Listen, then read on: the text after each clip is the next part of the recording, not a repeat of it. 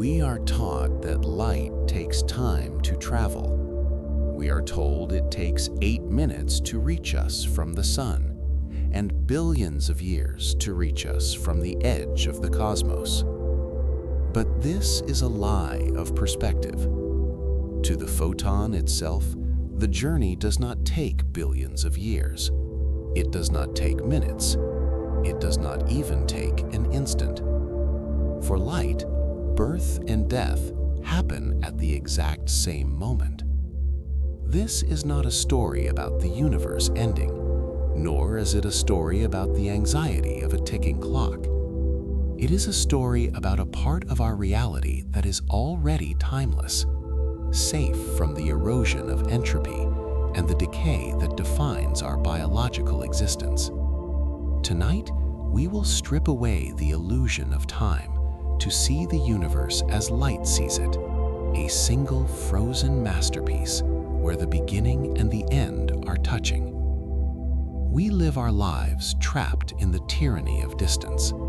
Every interaction we experience, every face we see, and every voice we hear is separated from us by a gap in time, a subtle latency that our brains are too slow to perceive, but which physics dictates must exist. When you look at your own hand, you are seeing it as it was a fraction of a nanosecond ago, because the light reflecting off your skin requires a non-zero interval to reach your retina, be processed by the optic nerve, and assembled into a coherent image by the visual cortex. We exist in a perpetual delay. We are always waiting for the universe to update, trapped in a bubble of the immediate past, forever chasing a present moment that has already slipped away by the time we register its existence. Throughout the history of our species, this delay has been the defining constraint of our civilization, dictating the speed at which empires could expand and the rate at which knowledge could propagate across the surface of the earth. In the ancient world, the speed of information was bound to the speed of a horse's gallop or the wind filling a ship's sails, creating a disjointed reality where a king could die in Rome. But the provinces would continue to rule in his name for weeks, existing in a phantom timeline where the old order still held sway. We would bask in the warmth of a star that no longer exists, living in a comfortable illusion until the update finally arrived, plunging us into cold and darkness. This delay creates a fundamental isolation for every object in the cosmos. We are each trapped in our own light cone, a bubble of causality that defines what we can see and what can affect us. When we look out at the night sky, we are not looking into the deep dark of space, but rather into the deep dark of time, viewing a history book that is being written on a delay of millions of years. The stars you see tonight may have already burned out, collapsing into white dwarfs or exploding into supernovae, but their light is still traveling the long, lonely corridor of the vacuum, carrying the image of their living glory to your eyes. We are surrounded by ghosts. The universe we see is a composite image, a collage of different time periods, stitched together by the limitations of light speed, creating a coherent picture that does not actually exist in any single now. This concept of now is perhaps the greatest illusion of all. In our daily lives, we intuitively believe in a universal clock, a master timekeeper that ticks at the same rate for everyone, everywhere. We imagine that now on Earth is the same as now in the Andromeda galaxy, and that if we could snap our fingers, the entire universe would freeze in a single simultaneous moment. But relativity teaches us that this is false. There is no universal now. Simultaneity is relative to your motion and your position in the gravitational field. What is happening now for you is different than what is happening now for a satellite orbiting the Earth, and vastly different for an observer falling into a black hole. Time is not a rigid scaffold. It is a fluid, malleable substance that stretches and compresses, warping under the influence of speed and mass. Imagine time not as a river, but as a thick, viscous fluid. As you move through space, you must push against this fluid. If you stand still, you move through time at the maximum possible speed, aging 1 second per second. But as you begin to move through space, you divert some of your motion away from time.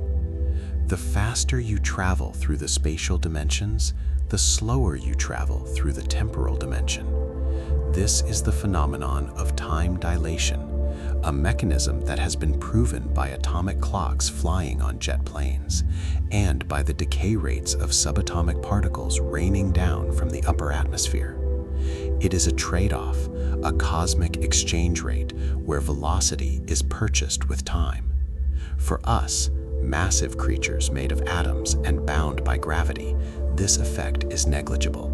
We move so slowly compared to the speed of light that we never notice the discrepancy. We live our entire lives in the slow lane, experiencing time as a constant rhythmic drumbeat that drives us from the cradle to the grave. But for a particle that has no mass, for a photon of light, the equation changes drastically. A photon does not move through time at all. Because it travels at the speed of light, it has diverted 100. Consider the journey of a message sent from Earth to the Voyager 1 spacecraft, which has now drifted beyond the heliopause and into the interstellar medium. We send a command, a pulse of radio waves traveling at the speed of light, and then we wait. We wait for hours as that signal traverses the billions of kilometers of emptiness. In the control room, the engineers sit in silence, watching the screens, knowing that the spacecraft has already received the command, executed it, and sent a reply. But that reality has not yet reached them. They are interacting with a version of the spacecraft that is hours old. The distance creates a buffer, a softness in the interaction where direct contact is impossible. This is the nature of our universe, a place of separation, where every connection is mediated by the transit time of bosons, the force-carrying particles that stitch reality together. But what if we could shed our mass? What if we could shed the heavy, cumbersome atoms that anchor us to this slow-moving timeline and become pure energy? If you could transform yourself into a beam of light, the universe would instantly transform around you. The vast distances that seem so insurmountable to us would collapse. The timeline that stretches out for billions of years would compress into a single point. You would no longer be a prisoner of delay. You would be a witness to the eternal. To understand this, we must first understand the medium through which light travels. We often think of space as empty, a vacuum devoid of substance. But modern physics reveals that the vacuum is not empty. It is a seething ocean of fields, a grid of potentiality that permeates every centimeter of the cosmos. The electromagnetic field, the electron field, the Higgs field, these are the fundamental layers of reality. When a particle moves through space, it is interacting with these fields.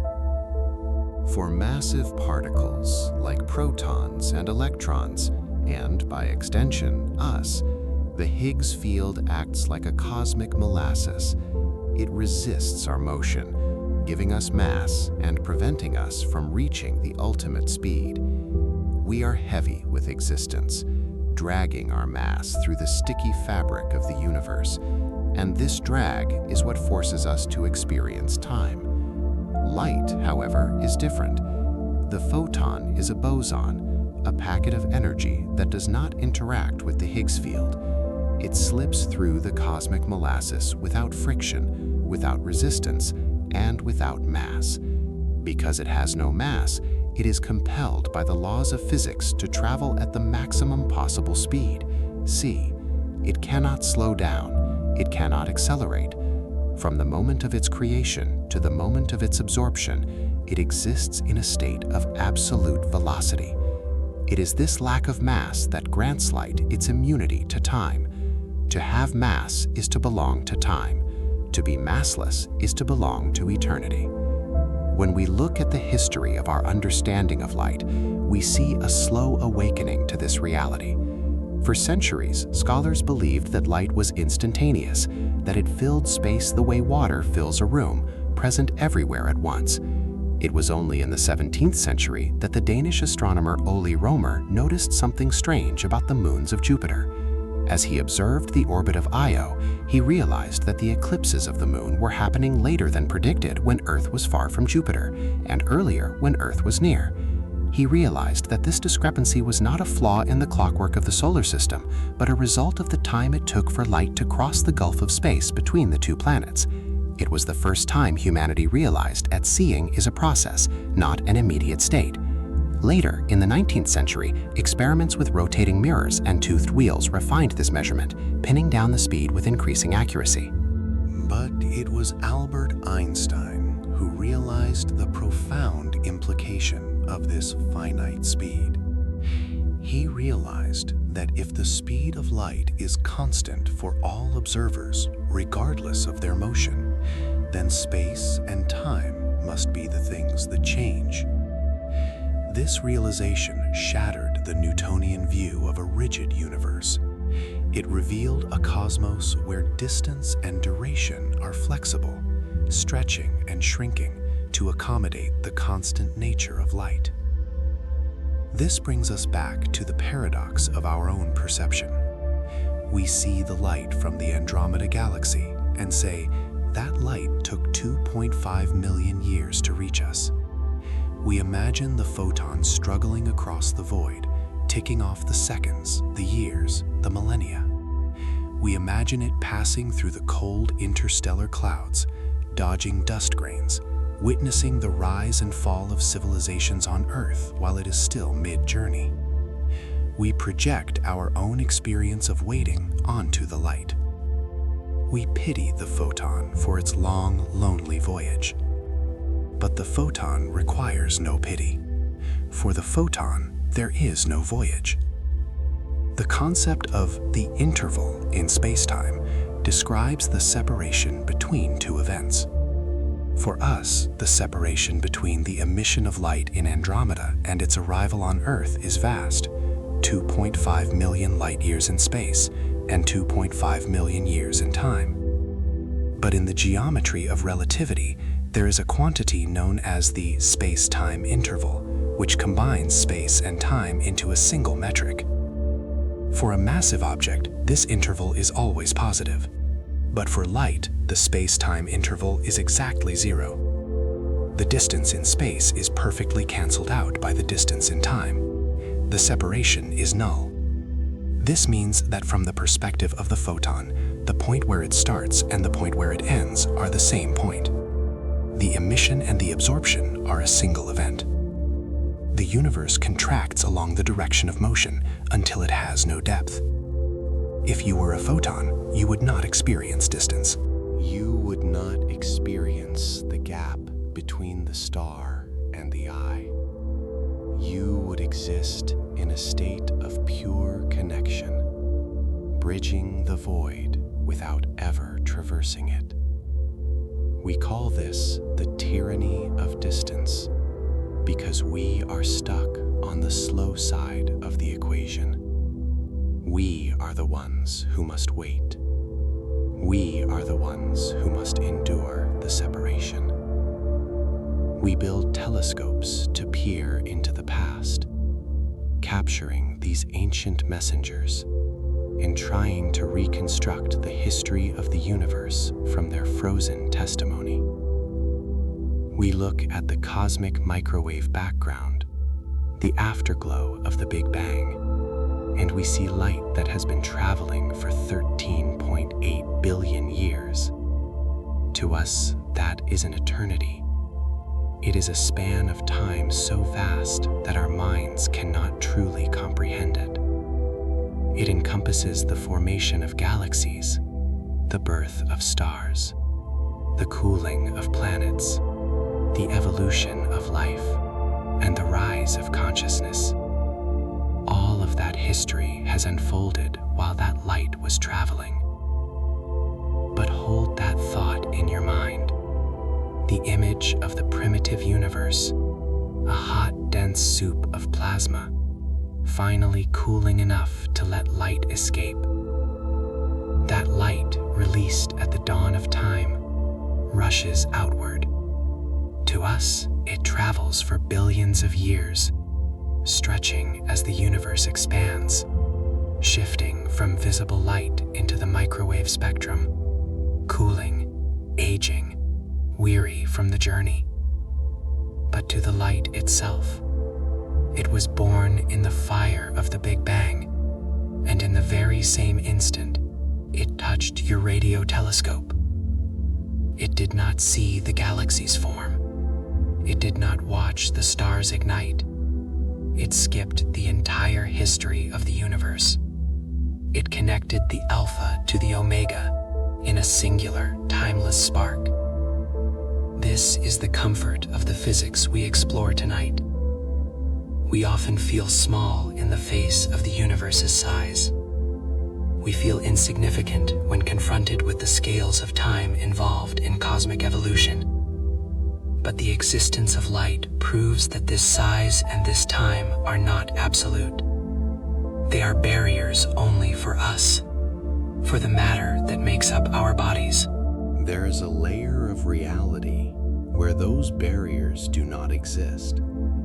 There is a perspective from which the universe is intimate, immediate, and whole.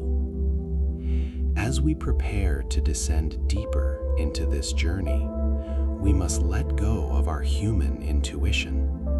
We must stop thinking of time as a line that we walk along, step by step. We must stop thinking of space as a container that we must cross. Instead, we will adopt the reference frame of the light itself. We will become the static witness in a moving universe. We will explore what it means to be everywhere at once and nowhere at all. We will trace the path of a single particle of light, from its tortured birth inside the crushing core of a star, through the long silence of the vacuum, to its final destiny in the retina of a living eye. But first, we must understand the environment where this journey begins. Before there is light, there is pressure. Before there is freedom, there is confinement. To appreciate the release of the photon into the void, we must first experience the prison from which it escapes. We must go to the center of the sun, a place where time is not measured in years, but in collisions. A place where the density is so high that light itself is trapped, bouncing aimlessly in the dark, searching for a way out. The sun is not merely a ball of fire. It is a reactor of imaginable complexity. In its core, hydrogen atoms are crushed together with such force that they fuse, transforming into helium and releasing a tiny burst of energy in the process. This energy is the birth cry of the photon. But it is not born free. It is born into a mosh pit of particles, a dense fog of plasma where it can barely move a fraction of a millimeter before smashing into another particle, being absorbed and being re-emitted. This is the random walk, a chaotic, stumbling journey that can last for tens of thousands of years. Imagine the irony. The light that reaches us in 8 minutes has spent millennia trying to leave its own home. It has been buffeted, redirected, and scattered billions of times, trapped in the opaque heart of the star. It is a struggle for liberation, a slow, arduous climb from the crushing depths of the core to the transparency of the surface. And during this entire struggle, the photon does not age. It does not experience the passage of those 100,000 years. It is simply existing, interacting, waiting for the moment when the density breaks, when the crowd clears, and the path to the universe finally opens. This is the duality we must hold in our minds as we drift deeper. The duality of the struggle and the stillness. The duality of the long wait and the instant arrival. The universe is built on these contradictions. It is built on the tension between the massive and the massless, the temporal and the eternal.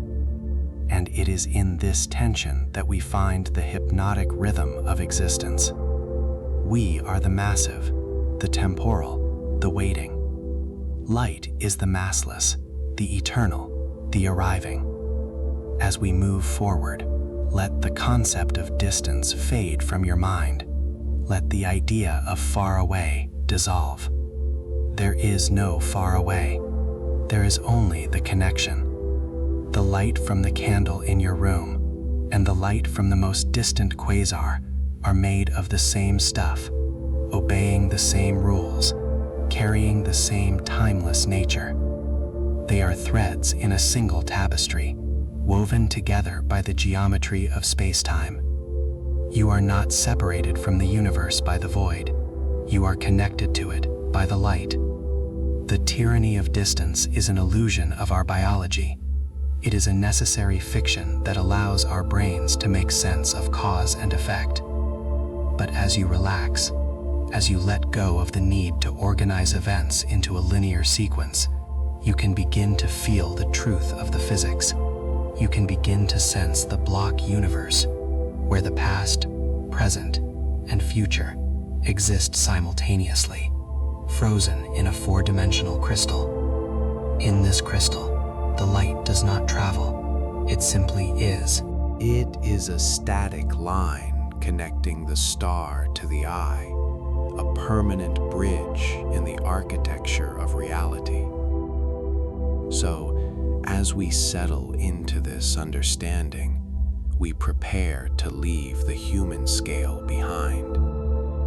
We prepare to shrink down, to shed our weight, to shed our clocks and our calendars. We are going to enter the reference frame of the photon.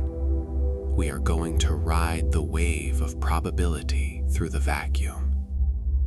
We are going to witness the universe not as a sequence of events, but as a single glowing instant. The delay is over. The wait is finished. The journey is about to begin, and it is already over. To understand the true nature of the photon's journey, we must first dismantle the mechanism we use to measure it, stripping away the comfort of the ticking second hand to reveal the fluid, malleable architecture of time itself. When we look at a clock on the wall, observing the rhythmic, mechanical sweep of the hand as it divides our day into uniform segments, we are lulled into a false sense of absolute progression, believing that a second in this room is identical to a second on the surface of the sun, or a second at the edge of the Andromeda galaxy. We perceive time as a rigid container, a steady metronome that beats at the same tempo for every observer in the cosmos, providing a universal background against which the drama of existence plays out. But this perception, while necessary for the coordination of our daily lives and the synchronization of our civilizations, is a biological fiction, a simplification evolved to help us navigate a low-velocity existence where the warping of space-time is negligible enough to be ignored. In the deeper reality of physics, the clock on the wall is not measuring a universal constant, but rather tracing a unique personal path through a four-dimensional manifold, recording the specific accumulation of moments along a single geodesic line. Time is not a container, it is a coordinate, inextricably linked to the three dimensions of space, forming a unified fabric where movement in one direction necessitates a sacrifice in another. This is the fundamental revelation of special relativity, a concept that reframes our understanding of motion by asserting that every object in the universe, from the stationary stone to the orbiting satellite, is always moving at the speed of light. This statement may seem contradictory to our sensory experience, where stones sit still and satellites race across the sky, but the motion occurs within the combined entity of space-time. We are all traveling through this four-dimensional environment at the speed of causality, denoted by c, and we possess a fixed budget of velocity to distribute between our movement through space and our movement through time.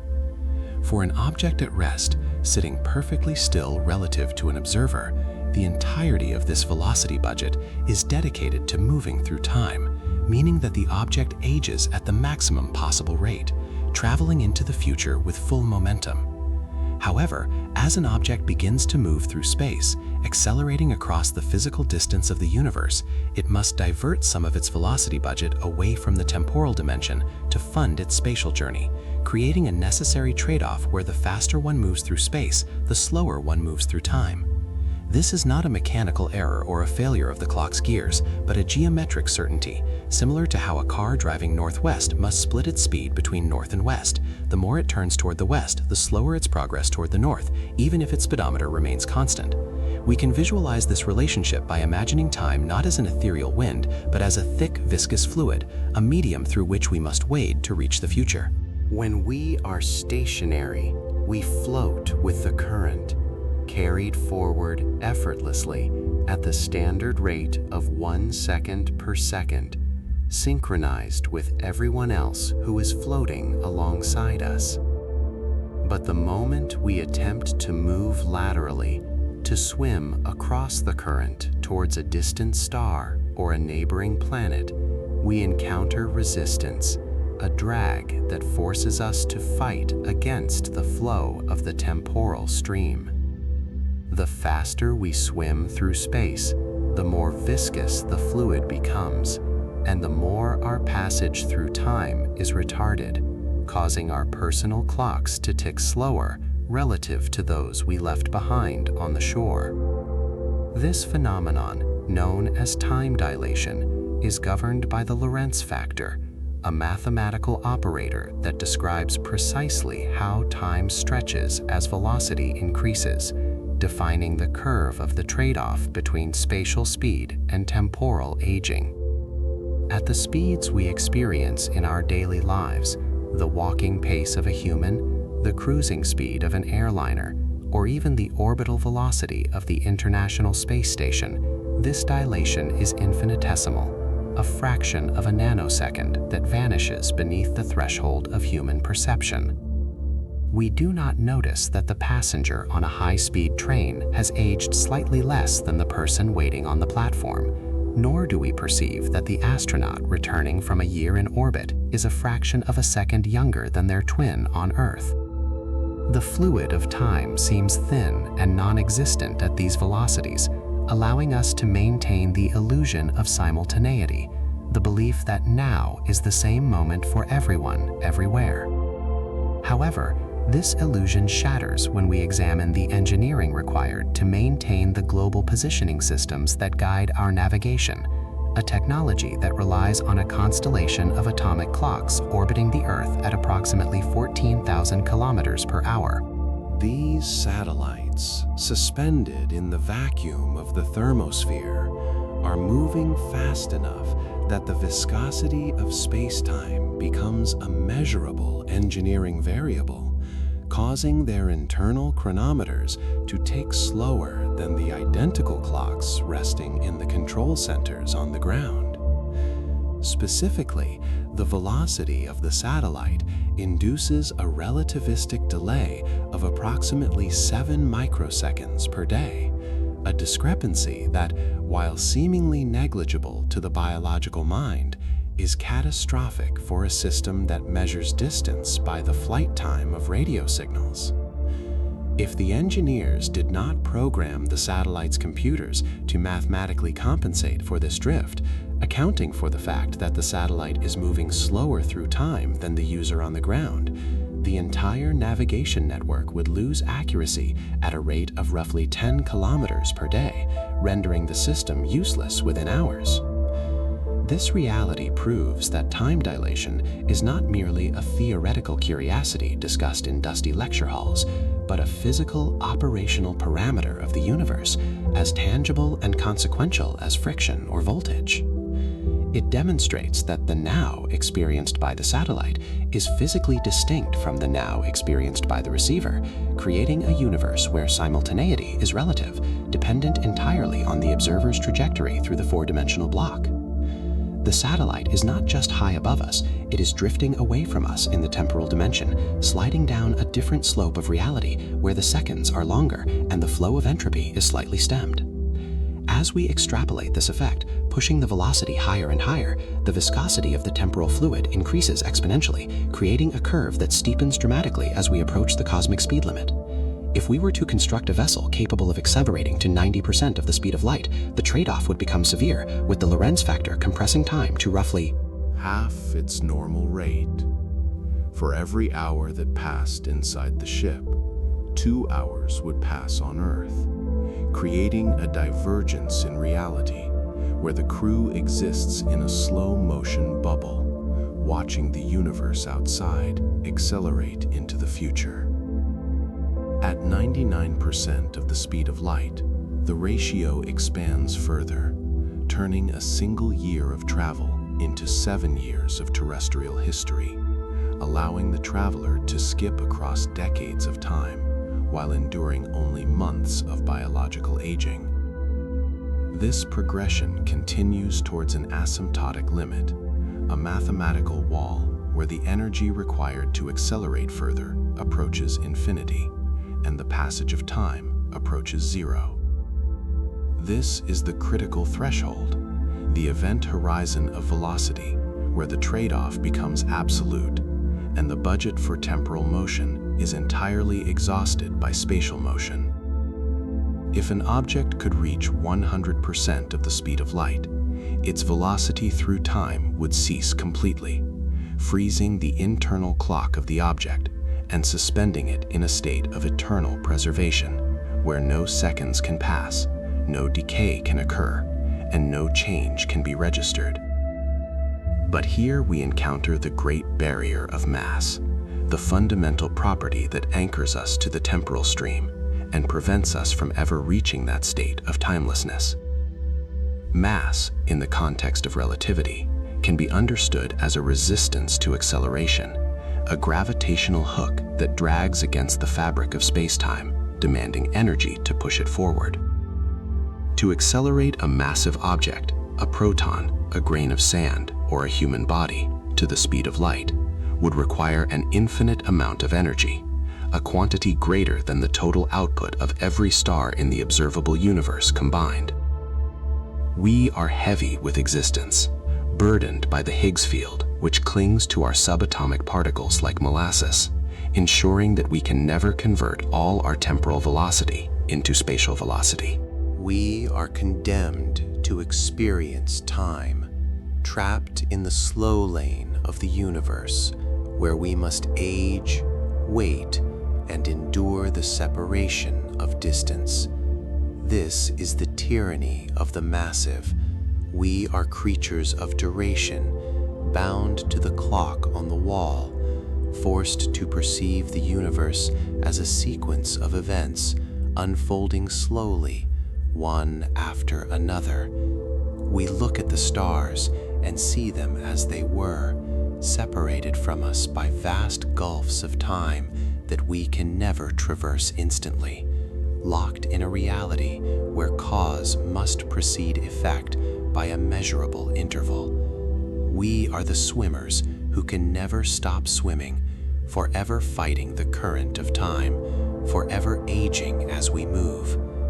Yet there is an entity that is exempt from this struggle, a particle that carries no mass, feels no drag from the Higgs field, and pays no tax to the temporal flow. The photon, the fundamental quantum of light, is born traveling at the absolute limit, instantly dedicating 100% of its velocity budget to spatial movement, leaving nothing behind for the passage of time. For the photon, the trade-off is complete.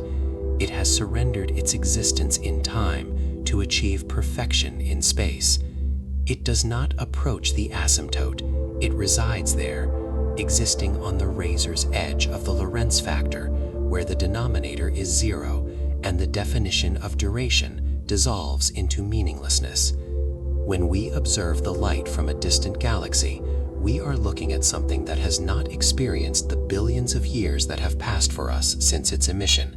We are looking at a traveler that has crossed the void without spending a single moment of its own life, a messenger that has arrived at the exact instant of its departure. The clock on the wall, with its rhythmic ticking, applies only to us, the massive observers, the waiters. It does not apply to the light. The light exists in a regime of hypnotic complexity, where the rules of aging are suspended, and the concept of a journey becomes a geometric illusion. To understand this is to understand that the universe is layered, comprised of two distinct realities superimposed upon one another. The reality of matter, which is governed by time, decay, and patience, and the reality of light, which is governed by instantaneity, preservation, and connection. We live in the former, observing the latter from a distance, watching the timeless carriers of information strike our retinas and telescopes, bringing us news of a universe that, for them, is not changing. The photon does not see the expansion of the universe as a process. It does not feel the cooling of the cosmos. It is a static witness, a fixed point of reference in a swirling, dynamic system. As we visualize this, imagine the clock on the wall again. But now, let the hard, plastic edges of the frame soften. Let the rigid, distinct numbers melt into a luminous fluid, and watch as the hands cease their rotation, dissolving into a stream of pure white light that flows outward, penetrating the walls of the room, passing through the atmosphere, and extending into the deep vacuum of space. This stream does not tick. It does not pulse. It simply extends, a continuous, unbroken ribbon of energy, connecting the here to the there, the now to the then.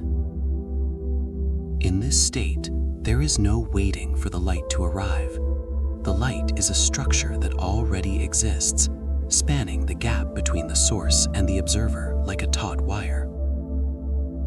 The complexity of this concept serves as a cradle for the mind, occupying the logical centers of the brain with the paradox of time dilation, allowing the subconscious to release its grip on the anxiety of the passing moment.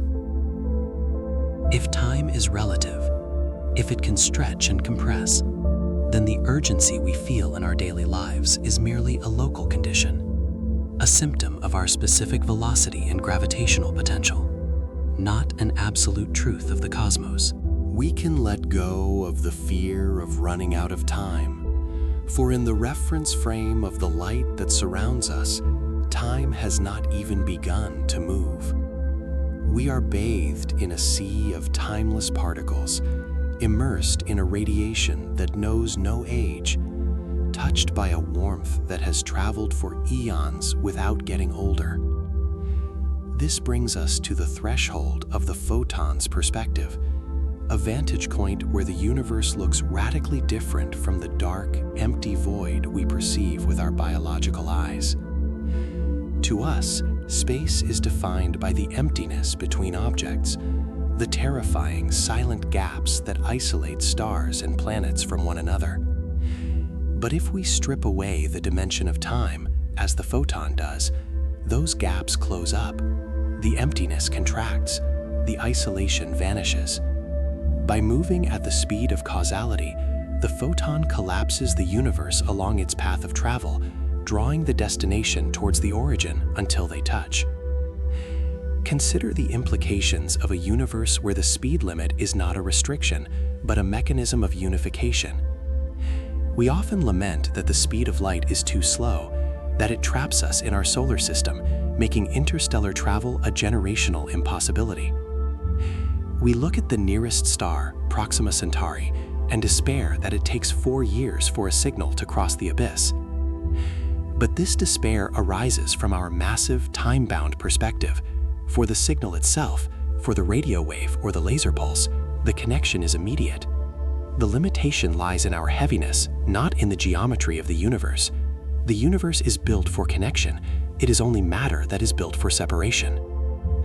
As we prepare to descend further into this narrative, to shrink down and inhabit the massless reality of the photon, we must carry this understanding of the Lorentz factor with us, not as a mathematical equation to be solved, but as a reassuring law of nature. It is the law that preserves the light.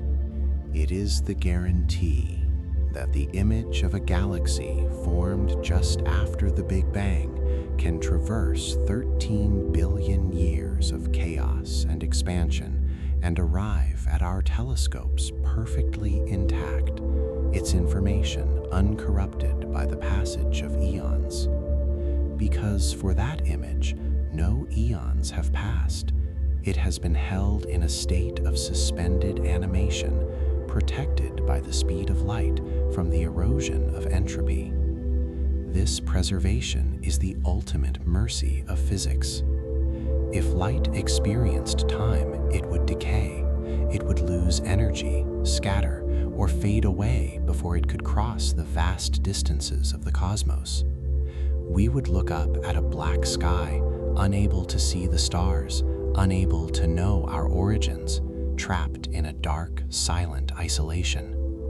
But because of the trade-off, because the photon gives up time to conquer space, the universe remains visible. The history of the cosmos is not lost to the past. It is carried forward in the eternal present of the light, waiting to be intercepted, waiting to be known. So as we let the mechanical ticking of the clock fade from our awareness, replaced by the silent, steady pressure of gravity and the smooth, continuous flow of light, we acknowledge that we are entering a realm where the intuition of the primate mind must yield to the logic of the cosmos. We are leaving the world of slow, viscous time and entering the world of zero viscosity. We are shedding the weight of our atoms, the drag of the Higgs field, and the heavy burden of duration. We are becoming the static witness. We are becoming the light. And in this transition, we find a profound stillness. The anxiety of what comes next is irrelevant in a frame of reference where everything happens at once. The worry of how long will it take dissolves in a reality where duration is zero. There is only the geometry of the path, the curvature of the space-time manifold, and the inevitable, effortless slide along the geodesic. We are not traveling, we are being projected. And in this transition, we find a profound stillness.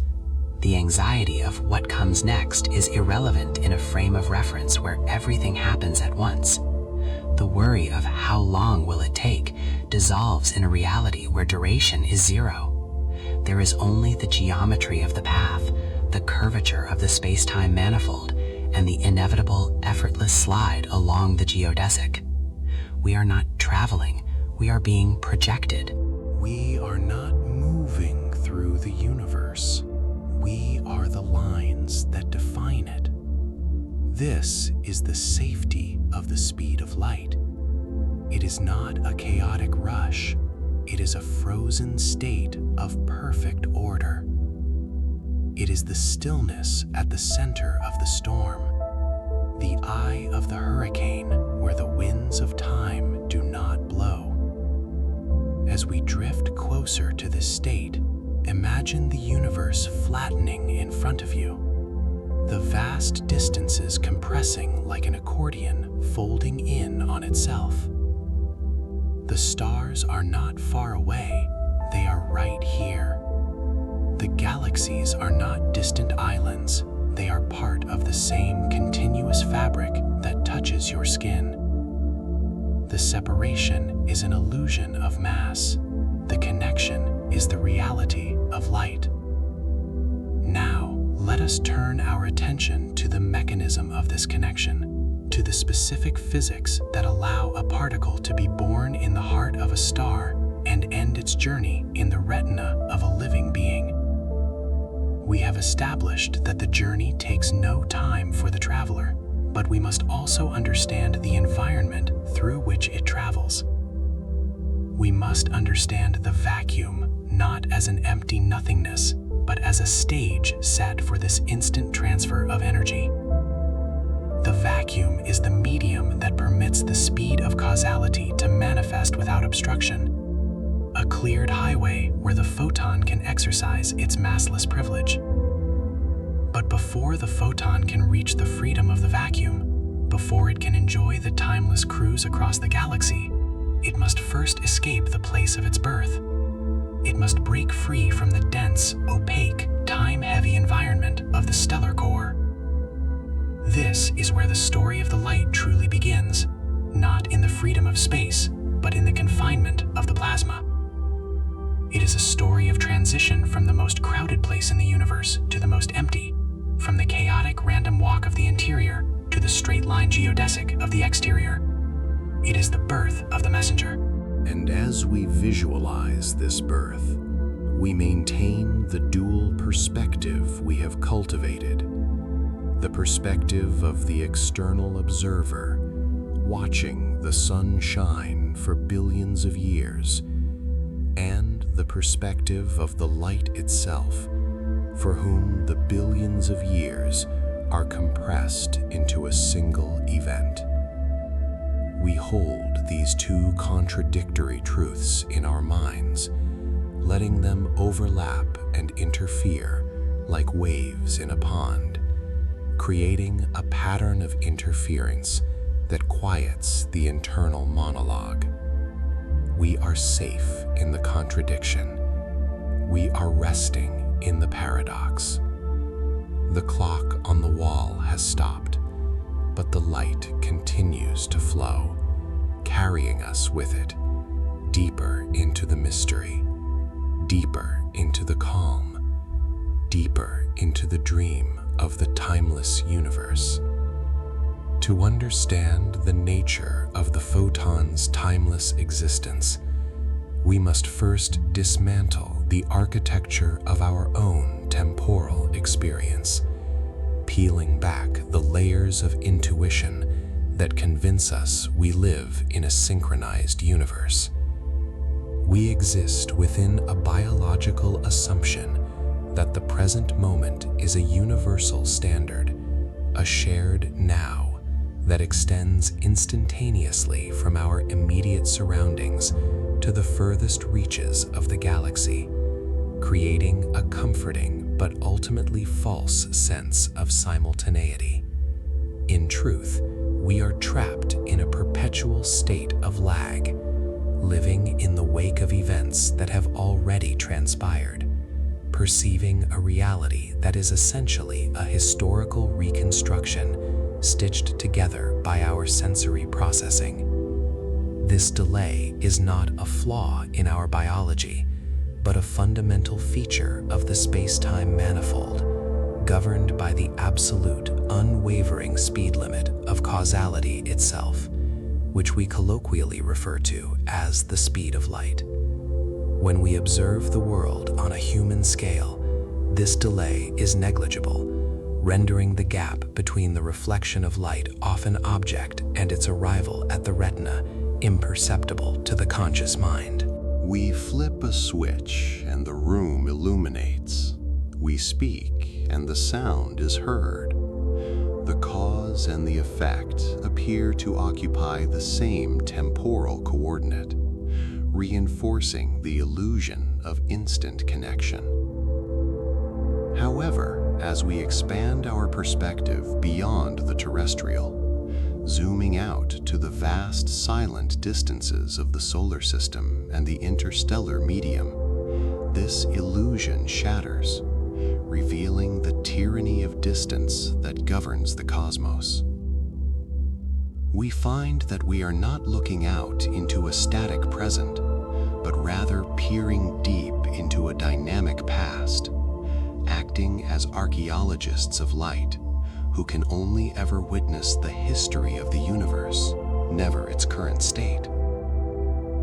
This realization that light is finite and therefore reality is delayed was not always obvious to our species, which for centuries operated under the Aristotelian assumption that light was a disturbance in a plenum that propagated instantly. It required the meticulous, cold observation of the moons of Jupiter in the 17th century by Ole Romer to reveal the discrepancy. By tracking the orbit of Io as it slipped behind the gas giant, Romer noticed that the timing of these celestial eclipses drifted depending on Earth's position in its own orbit, arriving later when Earth was receding from Jupiter and earlier when it was approaching. This temporal drift was the first tangible evidence that light, like a traveler on a road, requires a specific duration to cross the void, a duration that creates a measurable lag in the machinery of the heavens. We now define this speed with absolute precision at 299,792,458 meters per second. A figure that serves not merely as a velocity, but as the fundamental update rate of reality.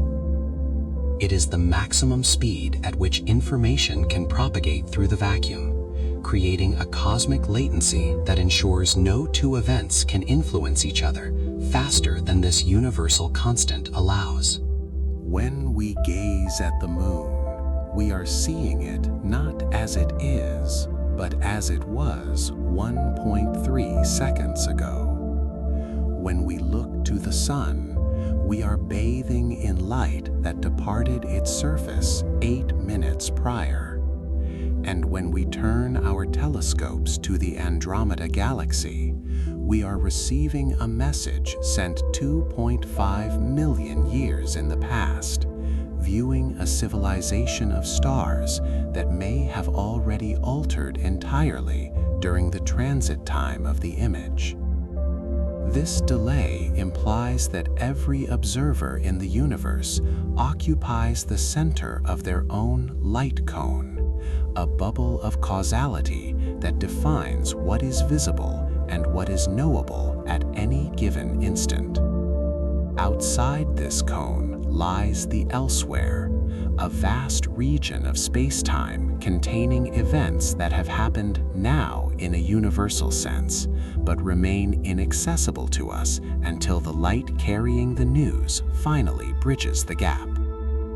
If the sun were to suddenly extinguish, vanishing from the fabric of existence, the gravitational hold it exerts on Earth and the light it casts upon our atmosphere would persist for those 8 minutes, maintaining the illusion of a star that no longer exists.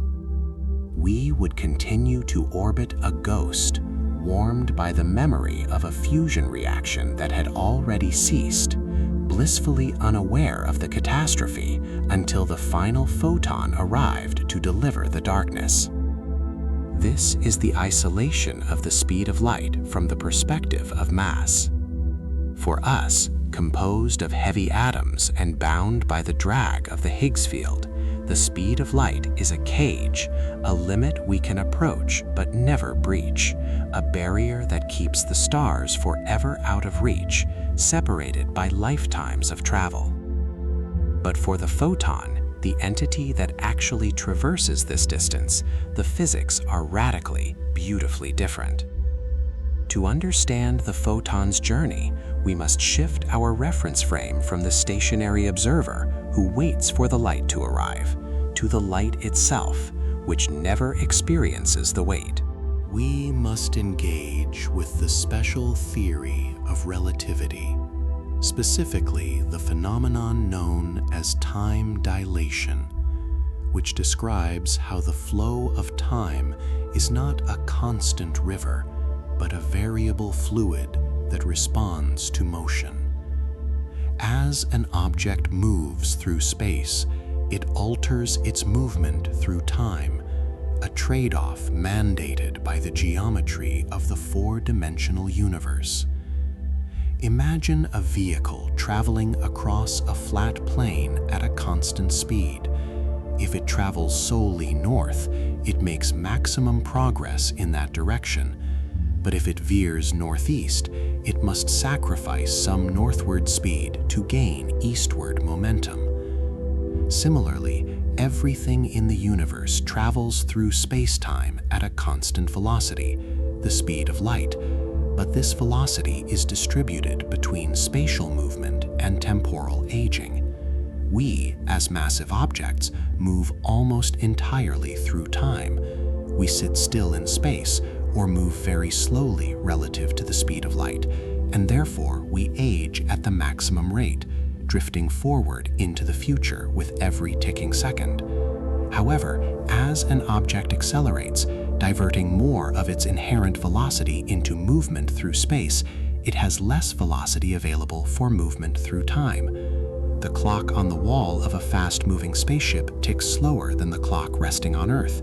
The biological processes of the astronaut decelerate relative to the stationary observer. The vibration of atoms slows down. This is not a mechanical failure of the clock, nor a biological trick, but a fundamental restructuring of reality, where duration itself becomes elastic, stretching out to accommodate the velocity of the traveler. This effect, codified in the Lorentz factor, is usually negligible at the speeds we encounter in our daily lives, manifesting only as a difference of nanoseconds for satellites orbiting the Earth. But as we approach the asymptotic limit of the speed of light, the curve of the graph spikes dramatically, approaching infinity. If a particle with mass could reach 99% of the speed of light, time for that particle would slow to a crawl, turning minutes into years from the perspective of the outside world. If it could reach 99.999%, the dilation would be so extreme that civilizations would rise and fall in the blink of the traveler's eye. And here lies the crux of the paradox, the singularity of experience that defines the photon. A photon does not travel at 99% of the speed of light. It travels at exactly c. It moves through space at the absolute maximum velocity permitted by the laws of physics, which means, by the strict accounting of relativity, it has zero velocity left to move through time. For a photon, the concept of duration collapses completely. The Lorentz factor becomes infinite. The denominator in the equation hits zero. The clock does not just slow down, it stops. This means that from the perspective of the photon, it is not born in a star and then travels for 8 minutes and then hits the Earth. In the photon's reference frame, the moment of its emission and the moment of its absorption are the exact same event. The birth and the death happen simultaneously. There is no interval, there is no journey, there is no during. There is only the immediate connection of 2 points in spacetime, bridging the gap without the expenditure of a single instant of proper time. Consider the implications of this for the tyranny of distance we established earlier.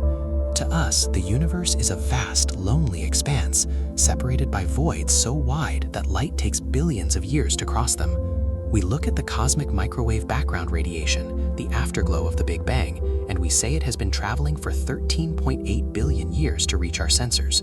We imagine those ancient photons weary from the trek, passing through forming galaxies, dodging nebulae, stretching as the universe expands, enduring eons of silent flight.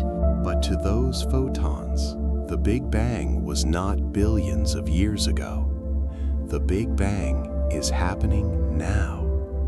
They are touching the primordial fire and touching our detectors in the same instant. For light, the universe is not vast and disconnected. It is intimately, instantly accessible. A single point of contact where all separations are erased. This creates a dual reality, a superimposition of two valid but contradictory truths.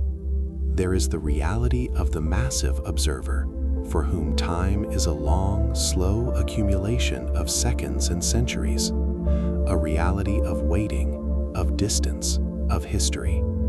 And there is the reality of the massless carrier, for whom the universe is a timeless singularity, a reality of instantaneity, of connection, of the eternal now.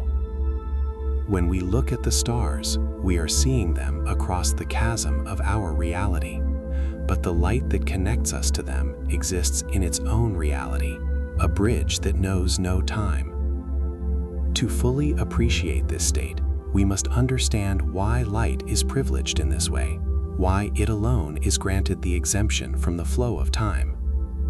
The answer lies in the property of mass, or rather, the lack thereof.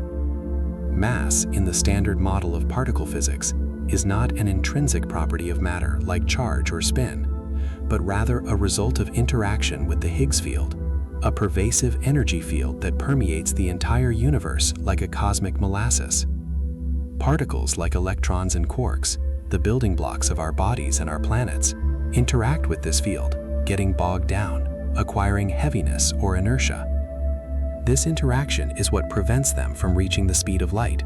The field drags on them, requiring infinite energy to push them to the universal limit. To have mass is to be anchored in time. It is to be sticky, to be caught in the web of the universe, forced to experience the passage of moments as you trudge through the resistance of the Higgs field. Mass creates the sensation of persistence, the feeling of existing from one second to the next. It is the physical weight of being. Photons, however, are the ghosts of the standard model.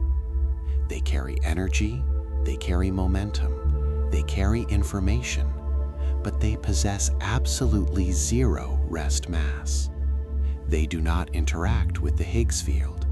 They slide through the cosmic molasses without a single point of friction, completely uncoupled from the drag that defines our existence. Because they have no mass, they cannot travel at any speed other than the speed of light. They are born at this speed, and they die at this speed. Acceleration is a concept that applies only to massive objects.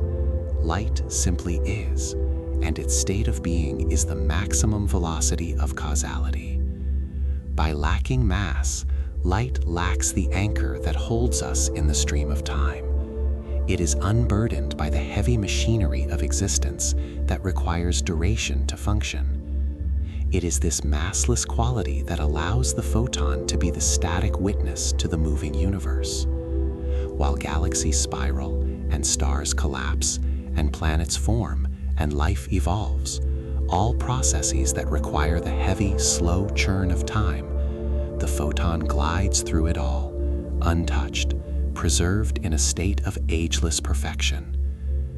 As we visualize this, imagine the universe not as a collection of objects, but as a collection of interactions.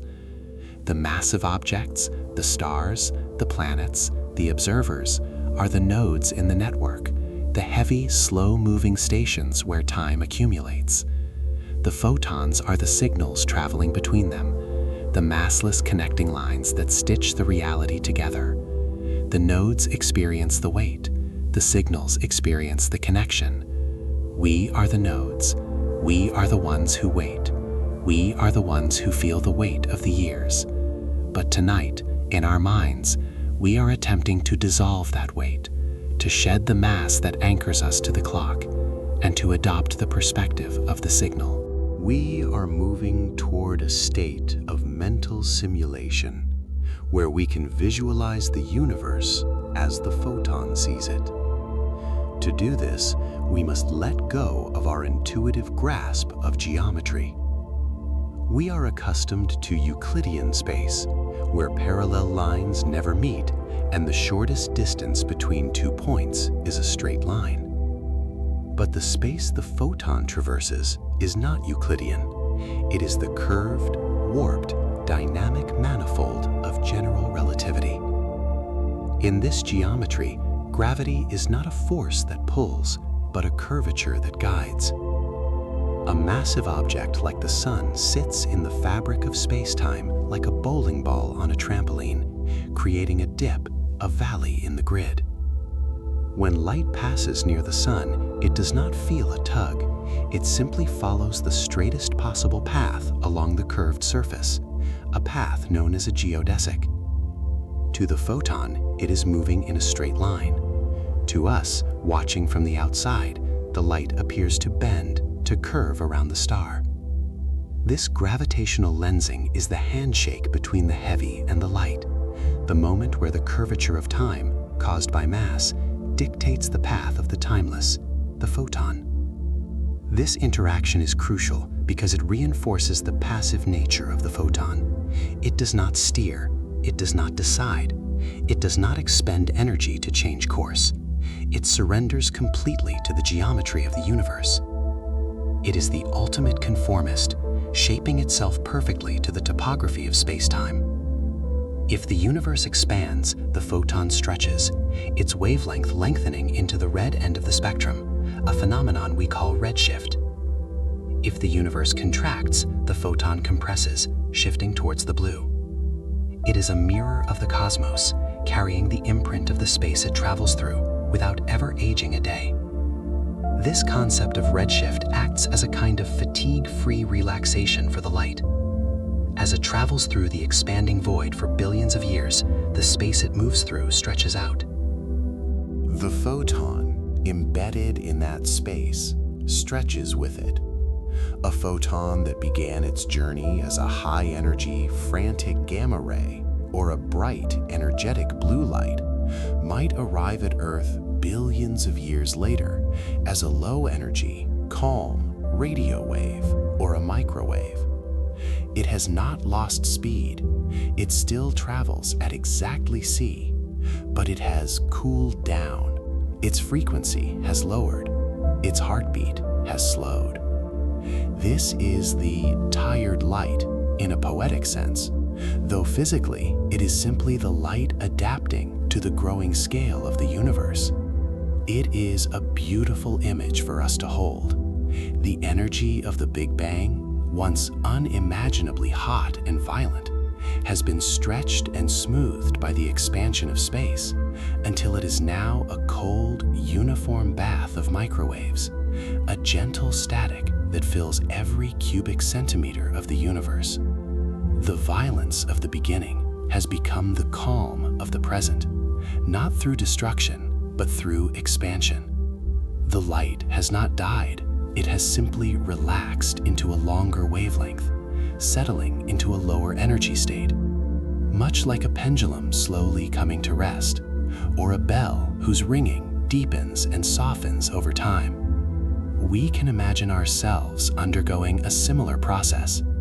As we drift deeper into this narrative, the high-frequency thoughts of the day, the urgent tasks, the anxieties, the rapid-fire processing of information, begin to undergo a mental redshift.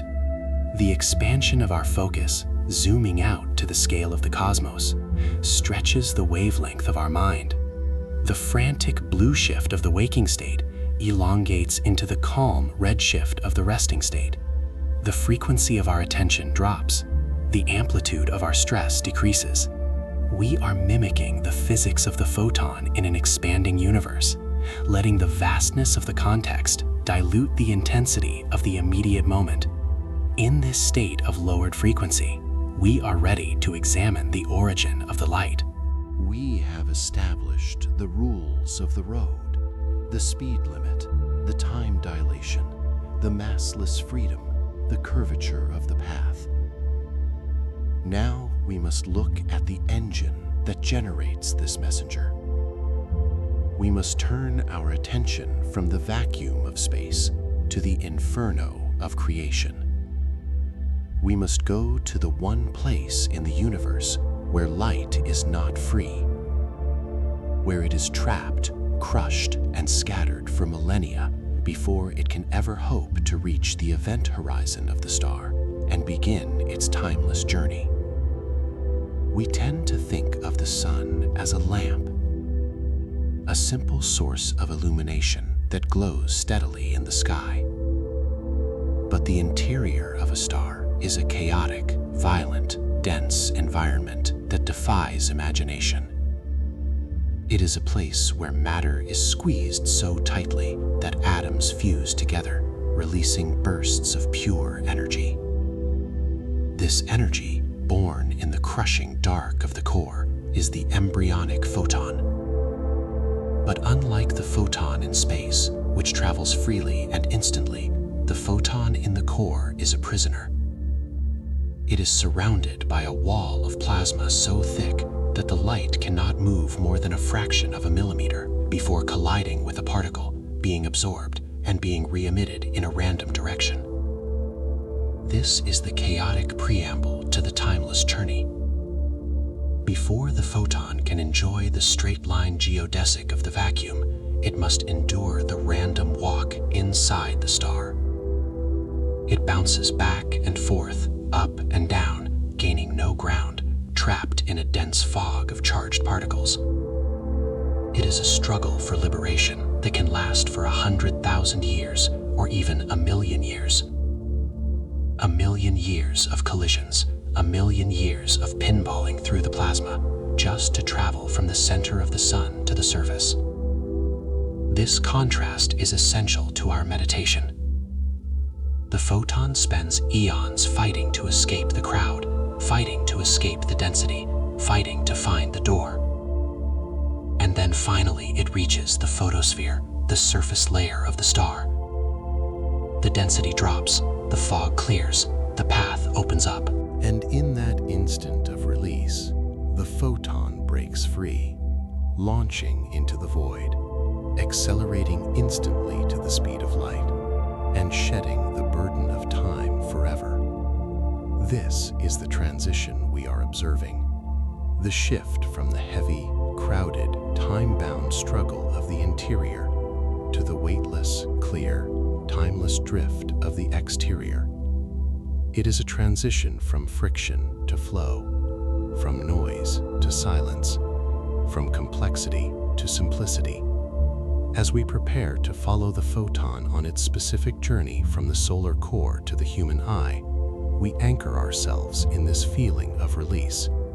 We identify not with the struggle of the core, but with the moment of escape. We are the light breaking the surface. We are the particle finding the gap in the clouds. We are the energy that has finally found the open road. The mechanism of this universe is built to conserve. Nothing is truly lost. It is merely transformed or transported. The light that hits your eye is the same energy that was forged in the nuclear fires. It has traveled across the cold gap of history to deliver its packet of information, a tiny quantum of warmth that connects you to the source. It is a transaction that spans millions of miles and zero time. It is a paradox that sustains life. And as we float here, suspended between the physics of the heavy and the physics of the light, we find a resting place in the mathematics of relativity, a safe harbor where the rules of the universe conspire to preserve the moment forever. The tyranny of distance is replaced by the intimacy of connection. The clock on the wall remains stopped. The silence of the vacuum wraps around us like a heavy blanket. and we are ready to descend into the star. To understand the nature of light, we must first understand the darkness from which it emerges, descending mentally into a region of space where the concept of illumination is meaningless, because the density of matter is so absolute that it crushes the very geometry of existence into a singular, pressurized point. We are entering the core of the Sun, a reactor of such immense proportion that it defines the gravitational anchor for the entire solar system, holding planets in their orbits across billions of kilometers of void. Yet its internal machinery operates on the scale of femtometers, governed by the precise and unforgiving laws of quantum mechanics. Here, deep within the gravitational well, the pressure is not merely a weight, but a physical state of being, reaching a density of 150 grams per cubic centimeter, which is 10 times the density of lead and 150 times the density of water, creating an environment where the nuclei of hydrogen atoms are stripped of their electrons and pressed together against the immense repulsion of their electromagnetic fields. This is the realm of the proton-proton chain, a three-stage fusion reaction that serves as the metabolic engine of the star, converting mass directly into energy in accordance with the principles of special relativity. In this crushing density, the temperature soars to 15 million degrees Kelvin, a thermal intensity that creates a state of matter known as plasma, where atoms can no longer exist as coherent structures and instead dissolve into a soup of charged particles, protons and electrons swimming in a chaotic, high-velocity lattice. It is here, in this swarming density, that the impossible becomes inevitable, as the sheer number of protons moving at such high velocities allows them to overcome the Coulomb barrier, the electrostatic force that naturally repels positive charges, allowing them to touch, fuse, and transform. This fusion is not a violent explosion in the cinematic sense, but rather a steady, rhythmic transmutation, a statistical inevitability driven by the immense weight of the stellar layers above pressing down, forcing hydrogen nuclei to merge into deuterium, then into helium-3, and finally into stable helium-4. It is in this final step of the nuclear lattice construction that a tiny fraction of mass is lost, vanishing from the material universe and reappearing as pure energy, birthing the entity we are here to observe, the photon. However, a packet of energy vibrating at a frequency so high and with a wavelength so short that it is invisible to the human eye, carrying a lethal potential that must be tempered by a journey of 1,000 centuries. The birth of this gamma ray is the beginning of the great paradox of solar physics, for while light is the fastest thing in the universe, capable of spanning the distance between the Earth and the Moon in just over 1 second, the photon generated in the core is effectively paralyzed, trapped in a prison of density where the mean free path, the average distance a particle can travel before hitting another particle, is measured in mere millimeters or even microns. Imagine a room so crowded that you cannot move your hand without touching another person, and then multiply that density by a factor of millions until the crowd becomes a solid wall of resistance, creating a labyrinth where movement is not a straight line, but a chaotic stutter. This phenomenon is known in physics as the random walk or the drunkard's walk, a mathematical trajectory where the direction of each step is entirely independent of the previous one, meaning that the photon does not travel from the center to the surface in a direct line, but rather bounces wildly, colliding with a proton, being absorbed, and then being re-emitted in a completely random direction, which could be sideways, backwards, or even back towards the center of the star. It is a process of continuous frustration, a jagged, erratic dance where the particle might travel 1 billion kilometers in total distance just to advance a single meter towards the surface, creating a time dilation effect, not caused by relativity, but by pure obstruction. The journey through the radiative zone, the layer immediately surrounding the core, is a slow, grinding migration that can take anywhere from 10,000 to 170,000 years, a time scale that defies the human comprehension of light speed, rendering the photon not as a bolt of lightning, but as a slow-moving traveler, aging and evolving as it climbs out of the gravitational well. With every collision, with every absorption and re-emission, the photon loses a tiny fraction of its initial energy, a process called thermalization, where the high-frequency gamma ray is gradually stretched, softened, and cooled, shifting its wavelength from the lethal ionizing radiation of its birth towards the X-ray spectrum, and eventually, after millions of interactions, towards the ultraviolet. This degradation of energy is the mechanism of our safety, a planetary filtering system that converts the raw, destructive power of the nuclear core into the life-sustaining warmth of the visible spectrum, ensuring that by the time the light reaches the surface, it has been tamed, pacified, and prepared for its journey across the vacuum. We must visualize this not as a loss, but as a maturation, a long tempering process where the jagged, high-frequency vibration of the core is smoothed out into a steady rhythmic wave, like a rough stone being polished by the relentless tumbling of the ocean tide until it becomes a perfect sphere.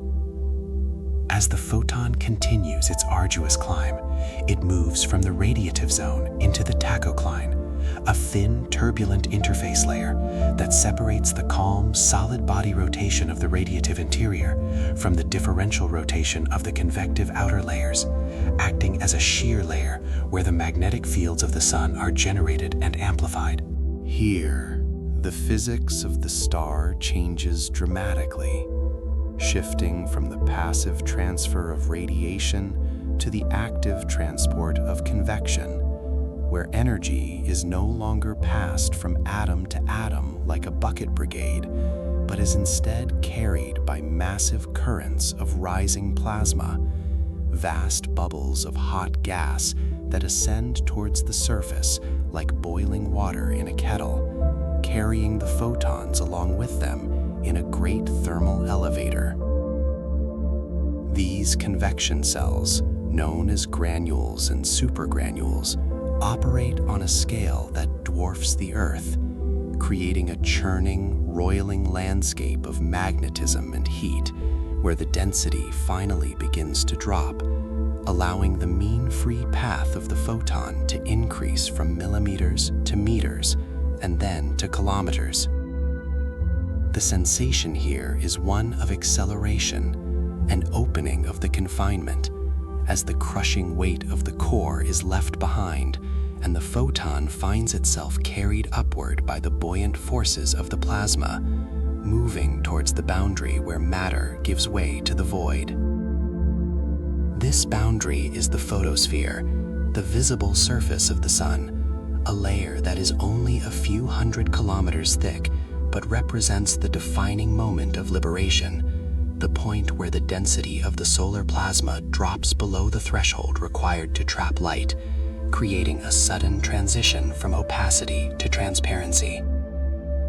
It is here, after 100,000 years of struggle, after a trillion collisions, after wandering through the dark, dense labyrinth of the stellar interior, that the photon finally reaches the edge of the cliff, looking out into the vast, cold expanse of the solar system.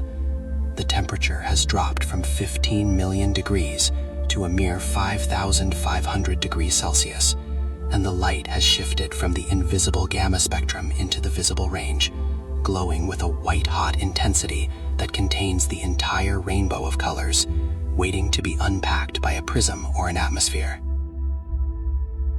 The pressure that held the photon captive is gone, replaced by the vacuum of space, a region of zero resistance, where the laws of motion simplify into a single, elegant vector.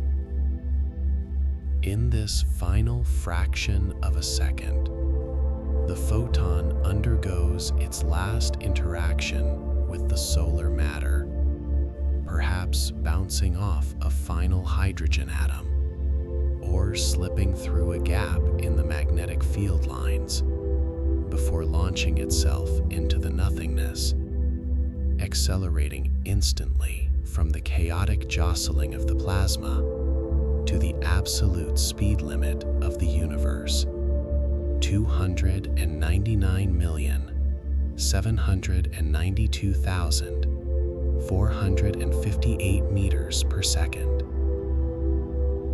This is the moment of release, the breaking of the chain, the sudden and absolute transition from the heavy, timeless confinement of the star to the massless, timeless flight of the void. We must pause to appreciate the magnitude of this transition, for it represents a fundamental shift in the nature of reality for the particle, moving from a regime dominated by interaction and friction to a regime defined by isolation and preservation. The photon that escapes the surface is a capsule of history, carrying the energy that was generated before the dawn of human civilization, preserving the memory of the core in a packet of electromagnetic potential that will never age, never decay, and never change until it strikes its final destination. The random walk is over, and the geodesic flight begins, a straight-line trajectory through the curvature of space-time that will carry the light past the orbit of Mercury, past the cloud tops of Venus, and towards the blue marble of Earth, crossing the 93 million miles of darkness in just 8 minutes and 20 seconds of human time. But for the photon, as we have established, there is no time, there is no duration, there is only the instant of departure and the instant of arrival, fused together into a single point of experience. It is essential to visualize the texture of this release, to feel the sudden expansion of space around the particle, the way the crowding of the protons vanishes and is replaced by an infinite silent blackness that stretches out in all directions, offering no resistance, no friction, and no barrier. The universe, which had been a solid wall of white noise, suddenly becomes a vast open cathedral, a silent expanse where the photon is free to exist without interference, maintaining its spin, its polarization, and its wavelength with perfect fidelity across the abyss. As we drift alongside this packet of light, leaving the roaring magnetic surface of the sun behind, we enter the realm of the heliosphere, the vast bubble of solar influence that pushes back against the interstellar medium, creating a protective cavity in the galaxy where the solar wind flows outward like a continuous breath. The violence of the fusion reactor fades into a distant glowing sphere, becoming smaller and more serene with every passing moment, transforming from a monstrous wall of fire into a distinct suspended object in the sky, a calm white disk that rules the local volume of space with its gravitational authority. The environment here is dominated by the solar wind, a stream of charged particles, protons and electrons that are also escaping the sun, but unlike the photon, they have mass, and therefore they cannot travel at the speed of light, lagging behind in the wake of the radiation, creating a tenuous invisible weather system that washes over the planets. The photon moves through this wind like a ghost, unaffected by the tenuous matter, slipping through the gaps between the solar wind particles with infinite ease, decoupling from the material universe to become a pure observer. We are now traveling through the vacuum, a state of matter often described as empty, but which is in reality a seething potential of quantum fields, a tapestry of virtual particles popping in and out of existence. Stents, yet for the photon, it is a smooth, frictionless highway. The concept of drag does not exist here. There is no air resistance to slow the light down, no friction to rob it of its energy, meaning that the light that leaves the sun is the exact same light that will arrive at Earth, preserved in a state of perfect stasis. This preservation is a form of immortality, a defiance of the entropy that degrades all other things. For while mountains crumble, oceans evaporate, and biological life withers, the photon remains pristine, a static witness to the unfolding of cosmic history. It is a messenger that does not forget the message, carrying the specific spectral signature of the hydrogen and helium from which it was born, a barcode of information that tells the story of the star's composition, its temperature, and its magnetic fields. As we move further from the sun, the intensity of the light begins to dilute, spreading out over the surface of an expanding sphere in accordance with the inverse square law, a geometric rule which dictates that as the distance doubles, the intensity drops by a factor of 4, creating a gentle gradient of fading brightness that defines the habitable zones of the solar system. This dilution is not a loss of energy for the individual photon, but a spreading out of the flock, a thinning of the density that allows the darkness of space to assert itself, creating the stark contrast between the brilliant point source of the star and the velvet blackness of the background. We are now approaching the orbit of Mercury, the scorched, cratered sentinel that stands closest to the fire, a world stripped of its atmosphere by the relentless bombardment of the solar wind, its surface baked to a temperature of 430 degrees Celsius on the day side, yet plunging to minus 180 degrees on the night side. The light washes over this barren rock, illuminating the ancient scars of impact basins and the wrinkled ridges of cooling lava plains. Yet the photon we are following does not stop here.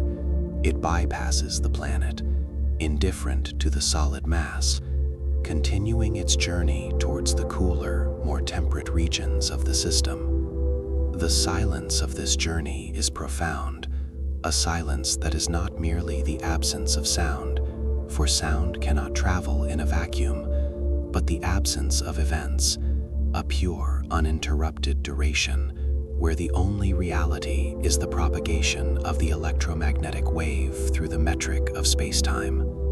It is a meditative state of motion, a flow without turbulence, where the complexity of the universe is reduced to a single variable, distance. And even distance, as we have seen, is a relative concept, malleable and dependent on the observer. For while we measure the gap between the Sun and the Earth as 150 million kilometers, a chasm that requires the most advanced rocketry to traverse, for the light, the gap is non-existent, folded into a singular point of contact. This creates a dual reality, a superposition of perspectives, where the universe is both vast and intimate, both ancient and immediate, depending on whether you are the matter that waits or the light that travels. As we drift past the orbit of Venus, the planet shrouded in a thick, choking atmosphere of carbon dioxide and sulfuric acid clouds, we observe the light reflecting off the brilliant white tops of the cloud deck, creating the evening star that has captivated human observers for millennia. Yet our focus remains on the stream of photons that bypasses this world as well, aiming for the small blue and white marble that hangs in the darkness ahead. The Earth appears not as a destination, but as a target, a tiny interceptor placed in the path of the solar stream, waiting to catch the rain of energy that drives its climate, its biology, and its civilizations. The approach to Earth is a study in the interaction between light and matter. For as the photon draws near, it encounters the first line of defense, the magnetosphere, a vast, invisible magnetic shield generated by the dynamo of the Earth's iron core, which deflects the harmful charged particles of the solar wind, channeling them towards the poles to create the auroras. But the photon, being electrically neutral, ignores this magnetic barrier completely, slipping through the field lines without a tremor, continuing its descent towards the atmosphere. We must visualize this final approach as the closing of a great circle, the completion of a cycle that began in the crushing density of the core, struggled through the opacity of the radiative zone, rode the convection currents to the surface, and crossed the silent void of space, all to arrive at this specific coordinate in the galaxy. It is a journey from the center of a star to the surface of a planet, a transfer of energy that powers the winds, the ocean currents, and the photosynthesis of plants, linking the nuclear physics of the sun to the biological chemistry of the Earth in a continuous, unbroken chain of causality. The atmosphere looms ahead, a thin, fragile veil of nitrogen and oxygen that clings to the surface of the planet, acting as a prism, a scatterer, and an absorber, waiting to interact with the incoming light. For the photon, this is the end of the vacuum, the end of the straight-line freedom, and the return to a medium of interaction, a re-entry into the world of matter where refraction, reflection, and absorption will once again dictate its path. As the light strikes the upper atmosphere, the exosphere and the thermosphere, it begins to encounter the first sparse molecules of gas, initiating the phenomenon of Rayleigh scattering, where shorter wavelengths of light, the blues and violets, are scattered more strongly than the longer reds and yellows, painting the sky in the familiar azure hue that defines This, the human experience of daytime. This scattering is the final transformation of the light before it reaches the surface, a softening of the direct solar glare into a diffuse, ambient glow that fills the sky with illumination, even when the sun is not directly overhead. We are now descending through the layers of the atmosphere, passing through the stratosphere, where the ozone layer absorbs the harmful ultraviolet frequencies, a chemical sacrifice that protects the genetic integrity of life below, filtering the solar spectrum until only the safe, visible light remains. The air grows denser, the pressure rises, and the temperature fluctuates, creating the turbulent weather systems of the troposphere, the realm of clouds and storms. Yet the light penetrates through, finding the gaps in the cumulus, streaming down in shafts of crepuscular rays that illuminate the dust and moisture in the air. And finally, the photon reaches the surface, striking the leaf of a fern, the solar panel of a satellite, the stone of a mountain, or perhaps the retina of a human eye looking up at the sky. In that moment of impact, the energy is absorbed, the wave function collapses, and the journey that began with a nuclear fusion event in the core of the star comes to its absolute conclusion. The energy is delivered, the message is received, the connection is made. But let us hold this moment of arrival in suspension, specifically the arrival at the human eye, for it is here that the physics of light becomes the psychology of perception. When the photon strikes the photoreceptor cells in the retina, specifically the rods and cones, it triggers a chemical cascade, a change in the shape of the retinal molecule, which generates an electrical impulse that travels along the optic nerve to the visual cortex of the brain. This is the miracle of vision, the conversion of a quantum event into a conscious experience. The light you see is the physical contact of the universe with your nervous system, a tactile interaction where the star reaches out and touches the biological machinery of your body. It is not a metaphor to say that we are made of star stuff. It is a literal description of our energy source. For every calorie of energy that drives your metabolism, every electrical impulse that powers your thoughts, can be traced back to this chain of delivery, this stream of photons that bridges the gap between the nuclear fire and the cellular respiration. In this realization, the anxiety of separation dissolves. We are not isolated on a lonely rock in a cold universe. We are plugged into a continuous, high-fidelity stream of energy and information that flows from the source to the receiver with perfect efficiency. The silence of space is not an emptiness, but a medium of connection, a clear channel that allows the star to sustain the planet. As we rest in this understanding, visualizing the continuous golden rain of photons that falls upon the Earth every second of every day, we can feel the stability of the system. The sun does not falter.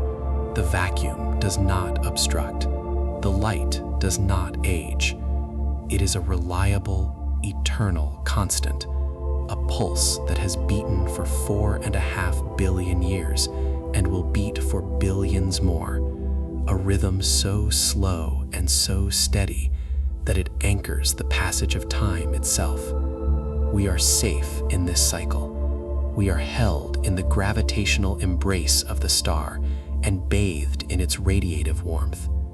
The complexity of the fusion core, the struggle of the random walk, the vastness of the astronomical unit, all of it operates with a clockwork precision that requires no effort from us, no intervention, no worry.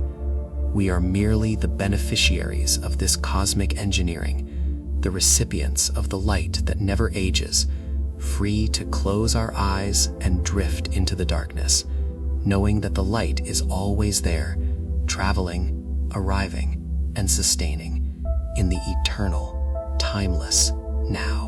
To understand the true nature of the photon, we must first dismantle the architecture of our own perception, specifically the rigid, linear framework we call time. We exist in a world defined by delay, a reality where every cause is separated from its effect by a mandatory interval of silence.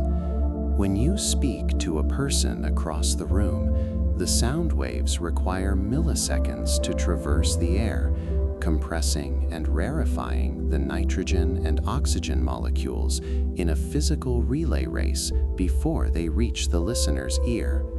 When you send a digital signal across the globe, the electrons and photons navigating the fiber optic cables must obey the speed limit of the medium, creating a measurable lag between the keystroke and the reception. We are accustomed to this latency, viewing it as a natural consequence of distance, accepting that to be here and to affect something there requires a journey, a passage of time that acts as a tax on existence. However, this intuitive understanding of distance is merely a human construct, a biological adaptation to living at low speeds in a gravity-dense environment. To the universe at large, and specifically to the electromagnetic spectrum, distance is not a barrier, but a geometric relationship, and the speed of light, which we measure precisely at 299,792,458 meters per second, is not merely a velocity. It is the update rate of reality itself, the maximum speed at which the cosmos can process information, ensuring that causality remains intact and that the effect never precedes the cause. In the early days of physics, before the precise instruments of the 20th century revealed the strange elasticity of spacetime, we believed that time was a constant, a universal clock ticking at the same rate for the king, the peasant, the mountain, and the star. We assumed that a second on Earth was identical to a second in the Andromeda Galaxy, creating a unified temporal grid that spanned the entire cosmos. But the revelations of special relativity shattered this rigid clockwork, replacing it with a fluid, dynamic landscape where time is personal, local, and malleable. We learned that time is not a separate entity from space, but rather the fourth dimension of a single, unified manifold known as spacetime, a fabric that can be stretched, compressed, and twisted by the presence of energy and mass. This brings us to the concept of the universal speed limit, which is often misunderstood as a restriction, a cosmic rule preventing us from reaching the stars. In the context of hypnotic complexity, we should view it instead as a conversion factor. Just as there are a fixed number of inches in a foot, there is a fixed relationship between space and time, and the speed of light is the exchange rate between these two currencies. This leads to a profound realization regarding our own movement through the universe. We are always traveling through space-time at the speed of light. This statement may seem paradoxical as you lie still, but in the four-dimensional geometry of the universe, your total velocity vector always sums to c. When you are stationary in space, sitting in a chair or lying in a bed, all of your velocity is directed through the dimension of time. You are moving forward into the future at the maximum possible rate, aging 1 second per second. However, if you were to stand up and begin to move through space, some of that velocity would be diverted from the time dimension to the space dimension, meaning that as you move faster through space, you must necessarily move slower through time. For human beings moving at terrestrial speeds, walking, driving, or even flying in supersonic jets, this diversion is negligible, a fraction of a nanosecond lost or gained, invisible to our biological senses. But if we were to construct a vessel capable of accelerating to significant percentages of the speed of light, the effects would become dramatic. As the vessel pushes against the fabric of space, diverting more and more of its four-dimensional velocity into spatial movement, its passage through time would slow down, a phenomenon known as time dilation. The onboard clocks would tick more slowly compared to a stationary observer.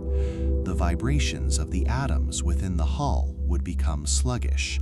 The aging process of the crew would decelerate. Imagine time not as an abstract concept, but as a thick, viscous fluid, a river of temporal resistance that flows against us. As we push harder against the current, wading upstream toward the speed of light, the resistance increases, and our progress through the temporal dimension is impeded. This is the Lorentz factor, the mathematical term that describes how time expands and length contracts as velocity increases. It suggests that there is a fundamental trade-off in the universe. You can have motion in space, or you can have motion in time, but the total magnitude of your motion is fixed, locked at the speed of light. This mechanism explains why we, as massive biological entities, are trapped in the slow lane of the cosmos. We are comprised of fermions, quarks, and leptons, particles that interact heavily with the Higgs field. You might visualize the Higgs field as a universal ocean of molasses that permeates every cubic centimeter of space, from the vacuum between galaxies to the space inside your own atoms. As particles with mass move through this field, they experience a drag, a cosmic friction that prevents them from ever reaching the absolute speed limit. We are heavy with existence, burdened by the property of mass, which effectively anchor us to the flow of time. We are forced to experience the universe sequentially, moment by moment, trapped in the tyranny of the now that constantly slips into the then. Because we are anchored in time, we perceive the universe as a place of vast, insurmountable distances. When we look up at the night sky, we are not seeing the universe as it is, but as it was. We are engaging in a form of visual archaeology, excavating photons that have been traveling for eons to reach our retinas. The light from the moon takes 1.3 seconds to cross the void, meaning we never see the moon in its present state, but always as it was 1.3 seconds ago. The light from the sun requires 8 minutes and 20 seconds to bridge the astronomical unit. If the sun were to suddenly extinguish, we would remain in warm, illuminated ignorance for over 8 minutes, continuing to orbit a ghost, a gravitational memory that no longer exists in the present tense. Extending this gaze further, the nearest star system, Alpha Centauri, is over 4 light-years away, meaning the light we see tonight left those stars when humanity was 4 years younger. We are looking at a history book written in light. The Andromeda Galaxy, the nearest major galactic neighbor, appears to us as a faint smudge of light, but that image is 2.5 million years old, dating back to a time when our ancestors were just beginning to master the use of stone tools. To look deeper into the cosmos is to look further back in time, and this delay creates a sense of profound isolation. We feel separated from the rest of the universe by the chasm of distance and the lag of light speed. But this isolation is an illusion born of our mass. It is a symptom of our interaction with the Higgs field. For the photon, the particle of light, the reality is radically different. The photon has no mass. It does not interact with the Higgs field. It slips through the cosmic molasses without generating a wake, without experiencing friction, and without being anchored to the flow of time. Because the photon travels at exactly the speed of light, it diverts 100% of its velocity into spatial motion, leaving 0% from motion through time. This brings us to the central paradox that will guide us into sleep. For a photon, time does not exist. The concept of duration is meaningless to a particle of light. From the perspective of a photon, the moment it is emitted by a star and the moment it is absorbed by your eye are the exact same moment. The journey that we perceive as taking billions of years is to the photon instantaneous. It does not experience the vacuum of space. It does not experience the waiting. It does not experience the aging of the universe. It exists in a state of eternal immediacy, bridging the gap between cause and effect without the intervention of time. Let us visualize this transition from the human perspective to the photon's perspective. Imagine a clock hanging on a wall in a quiet room. The second hand ticks with a rhythmic, mechanical precision, dividing the day into uniform slices. Now, imagine accelerating this clock. As it moves faster, the gears begin to turn more slowly, fighting the viscosity of space-time. As it approaches 50% of the speed of light, the ticking becomes a slow, lethargic pulse. At 99% of the speed of light, the second hand is barely moving, creeping forward with agonizing slowness. And finally, as the clock reaches the speed of light, an impossibility for a mechanical object, but the natural state for a photon, the hands stop completely. The ticking ceases, the mechanism freezes. Time for that entity has become a static, unchanging point. This is the reality of the light that bathes our world. The sunlight warming your skin is not old. It has not traveled in the way we understand travel. To the photon, it was born in the fusion fires of the sun and instantly arrived at your skin, collapsing the 93 million miles of space into a singular point of contact. The universe, which appears to us as a vast, empty cavern filled with lonely islands of matter, is to the photon a singular, connected singularity where all points are touching. To understand this deeper, we must look at the birth of the photon itself, a process that begins in the most violent and energetic environment in the solar system, the core of the sun. Here, in a region of space compressed by gravity to a density 150 times that of water, and heated to a temperature of 15 million degrees Kelvin, the fundamental forces of the universe are engaged in a continuous crushing dance. Hydrogen nuclei, stripped of their electrons and reduced to bare protons, are squeezed together with such force that they overcome the electrostatic repulsion that normally keeps them apart. They fuse, merging to form helium, and in this process of nuclear transmutation, a tiny fraction of their mass is lost.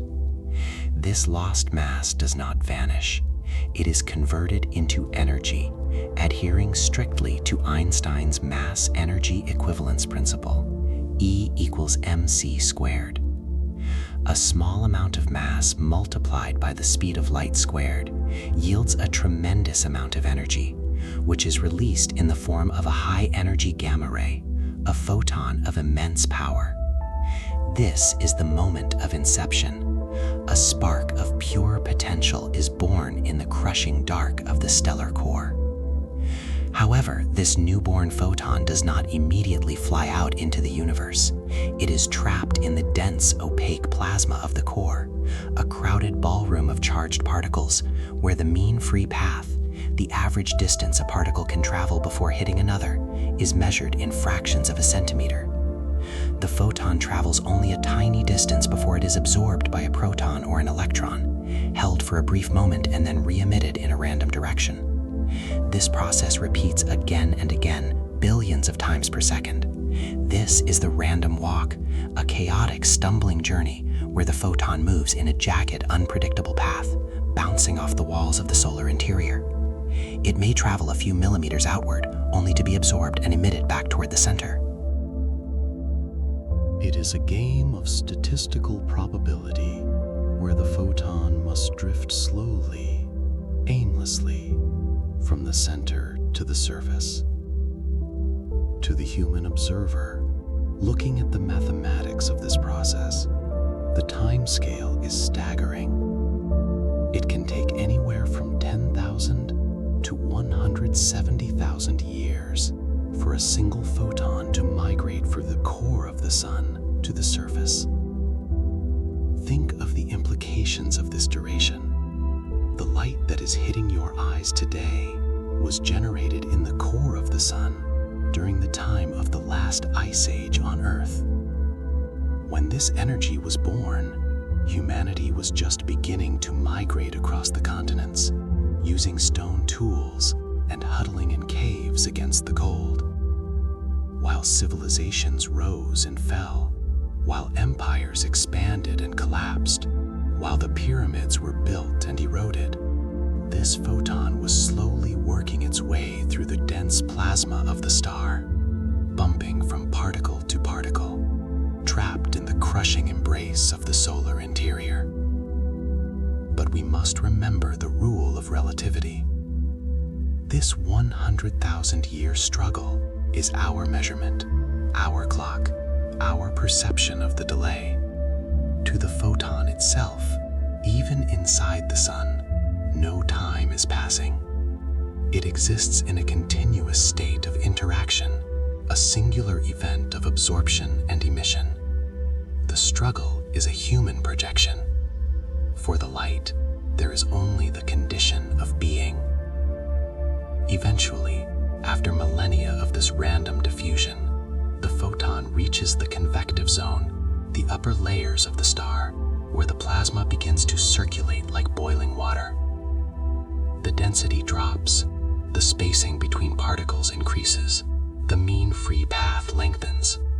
The photon begins to travel further between collisions, rising through the stratification of the solar atmosphere until it reaches the photosphere, the visible surface of the sun. Here, the density of the gas drops precipitously, becoming transparent. The prison walls dissolve, the crowd clears. The photon, which has been trapped in a dense fog for thousands of years, suddenly finds itself at the edge of the precipice, facing the infinite vacuum of space. In this final interaction, it is emitted one last time, launching off the surface of the star. This is the moment of departure. The photon accelerates instantly to 299,792,458 meters per second. It does not ramp up to speed, it exists only at this speed. It sheds the interference of matter and enters the void. And in that instant of release, the clock stops completely. The universe flattens. The distance to Earth, or to Pluto, or to the edge of the galaxy, contracts to zero. For us, watching from the surface of the Earth, we see the sun as a static yellow disk, a reliable fixture in the sky. We do not see the ancient struggle of the energy rising from the core. We do not feel the 100,000-year delay. We simply feel the warmth on our skin, a continuous stream of energy that seems immediate and present. But there is a profound comfort in knowing the age of this light. It means that the energy sustaining us is not a volatile, flickering candle, but a deep, resonant well of power that has been accumulating for eons. The light of the sun is a message from the deep past, delivered to the present with absolute fidelity. As we visualize this photon leaving the surface of the sun, we must adjust our mental focal point. We are no longer standing on Earth waiting for the light. We are shifting our perspective to travel with the light. We are shedding the weight of our bodies, the heaviness of our atoms, and the drag of the Higgs field. We are becoming massless observers, preparing to ride the geodesic curves of spacetime. The environment the photon enters is what we call the vacuum, a term that implies emptiness, but in the language of quantum mechanics, the vacuum is a medium rich with potential. It is a sea of fluctuating fields, a backdrop of silence against which the note of the photon can ring out clearly. To the human mind, space is cold and dark, but to the photon, space is simply a lack of obstruction, a perfect conductor for the electromagnetic wave. It travels through this void not as a projectile like a bullet fired from a gun, but as a self-propagating wave of probability. The electric field generates a magnetic field, which in turn generates an electric field, a continuous cycle of induction that pulls the wave forward. It requires no engine, no fuel, no external push. It is self-sustaining, a perpetual motion machine allowed by the laws of physics because it operates in a friction-free environment. This wave creates a texture in the vacuum, a ripple in the electromagnetic field that extends infinitely outward. As it moves away from the sun, the intensity of the light spreads out, following the inverse square law, becoming more diffuse but never losing its fundamental speed. The energy that was concentrated in the fusion core is now expanding to fill the solar system, washing over the planets like a tide. Mercury, the scorched sentinel, receives the full blast of this radiation, its surface baked by the intensity. Venus, shrouded in thick clouds of sulfuric acid, reflects the light, glowing like a brilliant jewel. Earth, with its protective magnetosphere and atmosphere, filters the light, allowing only the gentle warmth to reach the surface. Mars, the red desert, absorbs the energy into its dusty soil. And further out, the gas giants, Jupiter, Saturn, Uranus, Neptune, catch the faint echoes of this solar song, the light becoming dimmer, colder, more distant. But again, we must correct the language of distance. The dimness is a measure of density, not fatigue. The photon hitting Neptune is just as energetic, just as fast, and just as timeless as the photon hitting Mercury. It has not tired during the 4-hour journey to the edge of the solar system. It has not aged. It has simply traveled a different path on the null geodesic. This concept of the null geodesic is central to understanding the safety of the universe. In general relativity, objects with mass follow time-like paths. We move primarily through time. Light follows null paths. It moves only through space.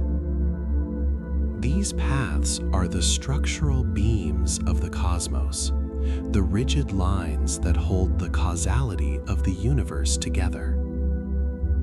When we look at the stars, we are seeing the scaffolding of reality, the lines of sight that connect every observer to every event. There is a deep serenity in this structural integrity. The universe is not a chaotic random explosion, but a carefully ordered lattice of cause and effect, bound together by the constant C. It is a system that cannot be broken. The light will always travel at this speed. The causality will always be preserved. The information will always be delivered. We can rest in the certainty of these laws, knowing that the physics governing the stars is the same physics that governs the atoms in our bodies, the same physics that governs the electrical impulses in our sleeping brains. As the photon passes the orbit of Neptune and enters the Kuiper belt, the density of matter drops to almost absolute zero. Here, the vacuum is profound. The sun is just a particularly bright star in the distance. The noise of the solar wind fades away. The photon is now entering the interstellar medium, the vast silent ocean between the stars. In this deep space, the silence is absolute. There is no air to carry sound, no medium to transmit vibration. There is only the electromagnetic hum of the universe, the background radiation left over from the Big Bang, and the steady, linear propagation of starlight. It is a place of perfect peace, a sanctuary of stillness where the only movement is the passage of light. If we were to drift here, suspended in the void, we would feel no wind, no gravity, no sense of up or down. We would be floating in a sea of eternal calm, watching the distant galaxies spin in their slow cosmic pirouettes, and passing through us, passing through everything, are these streams of massless particles, the silent witnesses of the universe, carrying the images of burning stars and swirling nebulas, preserving them in a state of timeless suspension. The photon is the ultimate preservationist. It takes the violent, chaotic energy of a supernova or a fusion reaction and encapsulates it in a massless envelope, protecting it from the erosion of time. It carries the image of the event across billions of light years, ensuring that the memory of the star is never lost. When we look up at the sky, we are entering a museum of light, walking through a gallery where the exhibits are preserved forever in the amber of space-time. This preservation extends to the very structure of the light itself, the wavelength, the frequency, the polarization. These properties are maintained with exquisite precision across the gigaparsecs of the void. The blue light emitted by a young hot star remains blue until shifted by the expansion of space, which we will explore later. The information is encoded in the wave, locked in a stable configuration that resists degradation. Unlike a sound wave that dissipates in the air, or a ripple in water that fades into the calm, the light wave is resilient. It is designed to endure. So, as we prepare to follow this photon further into the deep cosmos, past the boundaries of our own solar neighborhood, and into the gravitational wells of distant galaxies, we carry with us this fundamental truth. We are observing a phenomenon that is immune to the ravages of time. We are watching a traveler that never tires, a messenger that never forgets, and a signal that never fades. The tyranny of distance is broken by the timeless nature of light. The separation is an illusion. The connection is the reality. And in this reality, where time stops and distance collapses, we can find a place to rest. We can let go of our own obsession with clocks and calendars, our own anxiety about the passage of hours, and align our minds with the perspective of the photon. We can drift in the null interval, the space between the ticks of the clock, where everything is still and everything is connected. We are not late, we are not early, we are simply here, suspended in the light that never ages. To understand the true nature of the photon's journey, we must first dismantle the apparatus we use to measure it, turning our attention away from the cosmic void and focusing for a moment on the rigid, mechanical device hanging on the wall of a quiet room. We perceive time as a constant, linear progression, a steady drumbeat that dictates the rhythm of our lives with absolute authority, governed by the ticking of seconds, the accumulation of minutes, and the slow, inevitable rotation of hours. This perception is reinforced by the machinery we have built to track it, from the ancient water clocks that measured the flow of liquid through a calibrated orifice, to the oscillating quartz crystals that vibrate exactly 32,768 times per second in a standard wristwatch, creating a sense of unwavering regularity. We look at the clock face and we see a reliable grid, a scaffolding upon which reality is draped, believing that a second measured here in this room is identical to a second measured on the surface of Mars, or within the crushing gravity of a neutron star, or in the silent emptiness of intergalactic space. However, this assumption of universality is a grand illusion, a psychological comfort that simplifies the complex geometry of the universe into a manageable, linear narrative, masking the fluid and malleable nature of time itself. The clock on the wall does not measure a universal standard. It merely measures its own passage through the localized curvature of space-time, ticking in accordance with its specific velocity and its specific position within the Earth's gravitational field.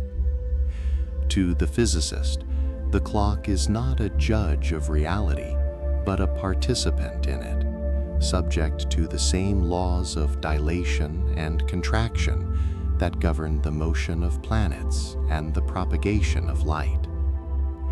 When we begin to examine the universe with the precision of relativity, we discover that time is not a rigid rail along which the train of existence runs, but rather a viscous, dynamic fluid, capable of pooling, stretching, and flowing at different rates depending on the conditions of the environment.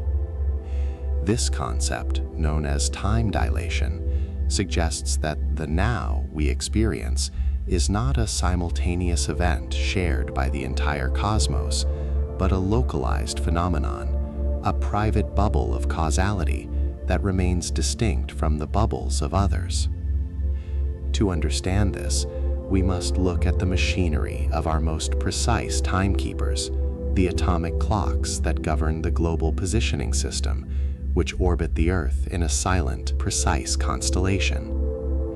Inside these satellites, atoms of cesium or rubidium are cooled to near absolute zero and stimulated by microwaves, causing their electrons to oscillate between energy states at a frequency of exactly 9,192,631,770 cycles per second, a definition of the second that is rooted in the fundamental quantum properties of matter rather than the rotation of the Earth.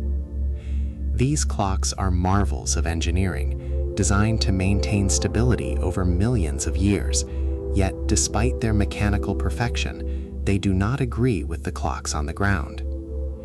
Because the satellites are moving at a velocity of approximately 14,000 kilometers per hour relative to the surface, the principles of special relativity dictate that their internal time must slow down, a phenomenon that causes them to lose roughly 7 microseconds per day compared to a stationary observer. Simultaneously, because they are positioned 20,000 kilometers above the Earth, far removed from the deepest part of the planet's gravitational well, the principles of general relativity dictate that time for them should speed up, as the warping of space-time is less severe at that altitude, causing them to gain approximately 45 microseconds per day. The engineers who maintain this system must account for these opposing forces, calculating the net difference of 38 microseconds per day, and programming the satellite computers to artificially adjust their time, for if they failed to do so, the entire global navigation network would drift by kilometers every single day, rendering the system useless within hours.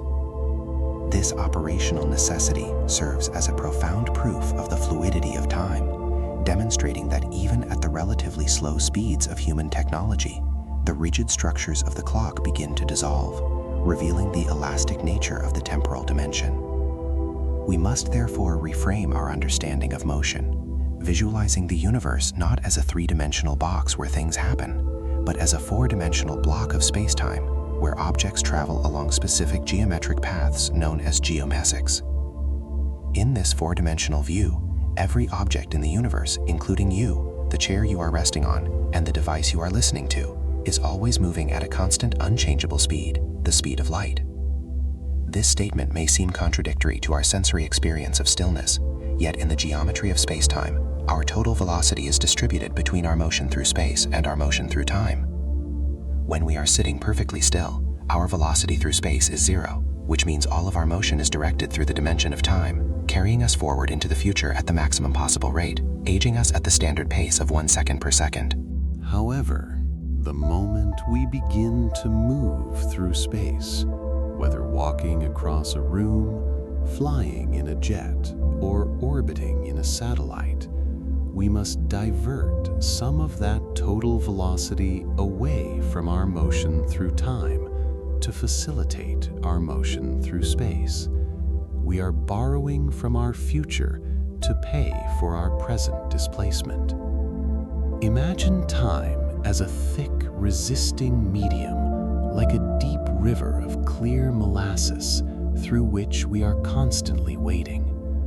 When we stand still in the river, the current flows past us at its full speed, marking the passage of time with maximum intensity.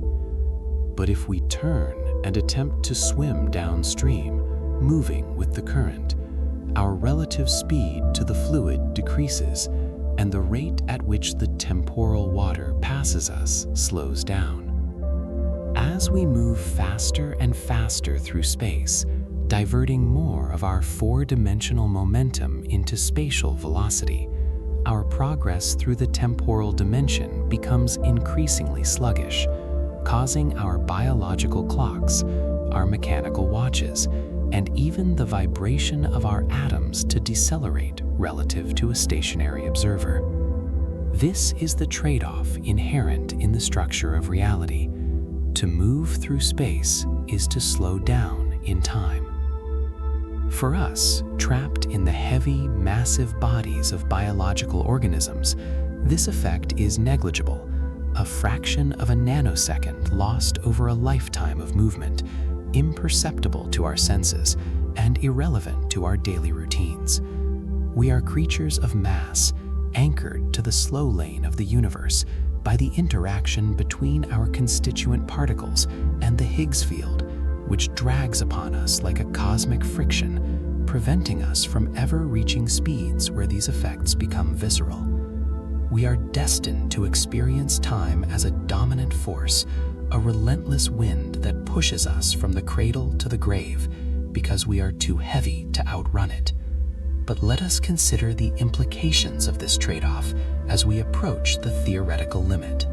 If we were to construct a vessel capable of accelerating to significant fractions of the speed of light, perhaps 50%, then 90%, then 99.9%, we would find that the universe outside begins to transform in terrifying and beautiful ways.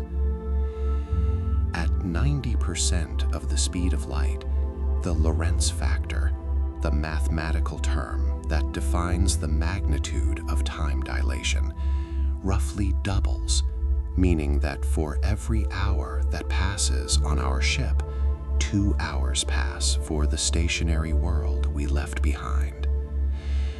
We are effectively slipping out of sync with the rest of the galaxy, preserving our own state while the universe accelerates into its future. As we push the engines harder, pouring more energy into the system to inch closer to the ultimate speed limit, the curve of dilation becomes exponential, climbing a vertical wall of mathematical resistance. At 99.99% of the speed of light, a single year on board our vessel would correspond to 70 years on Earth, allowing a human traveler to outlive their entire generation in what feels like a standard orbit around the Sun.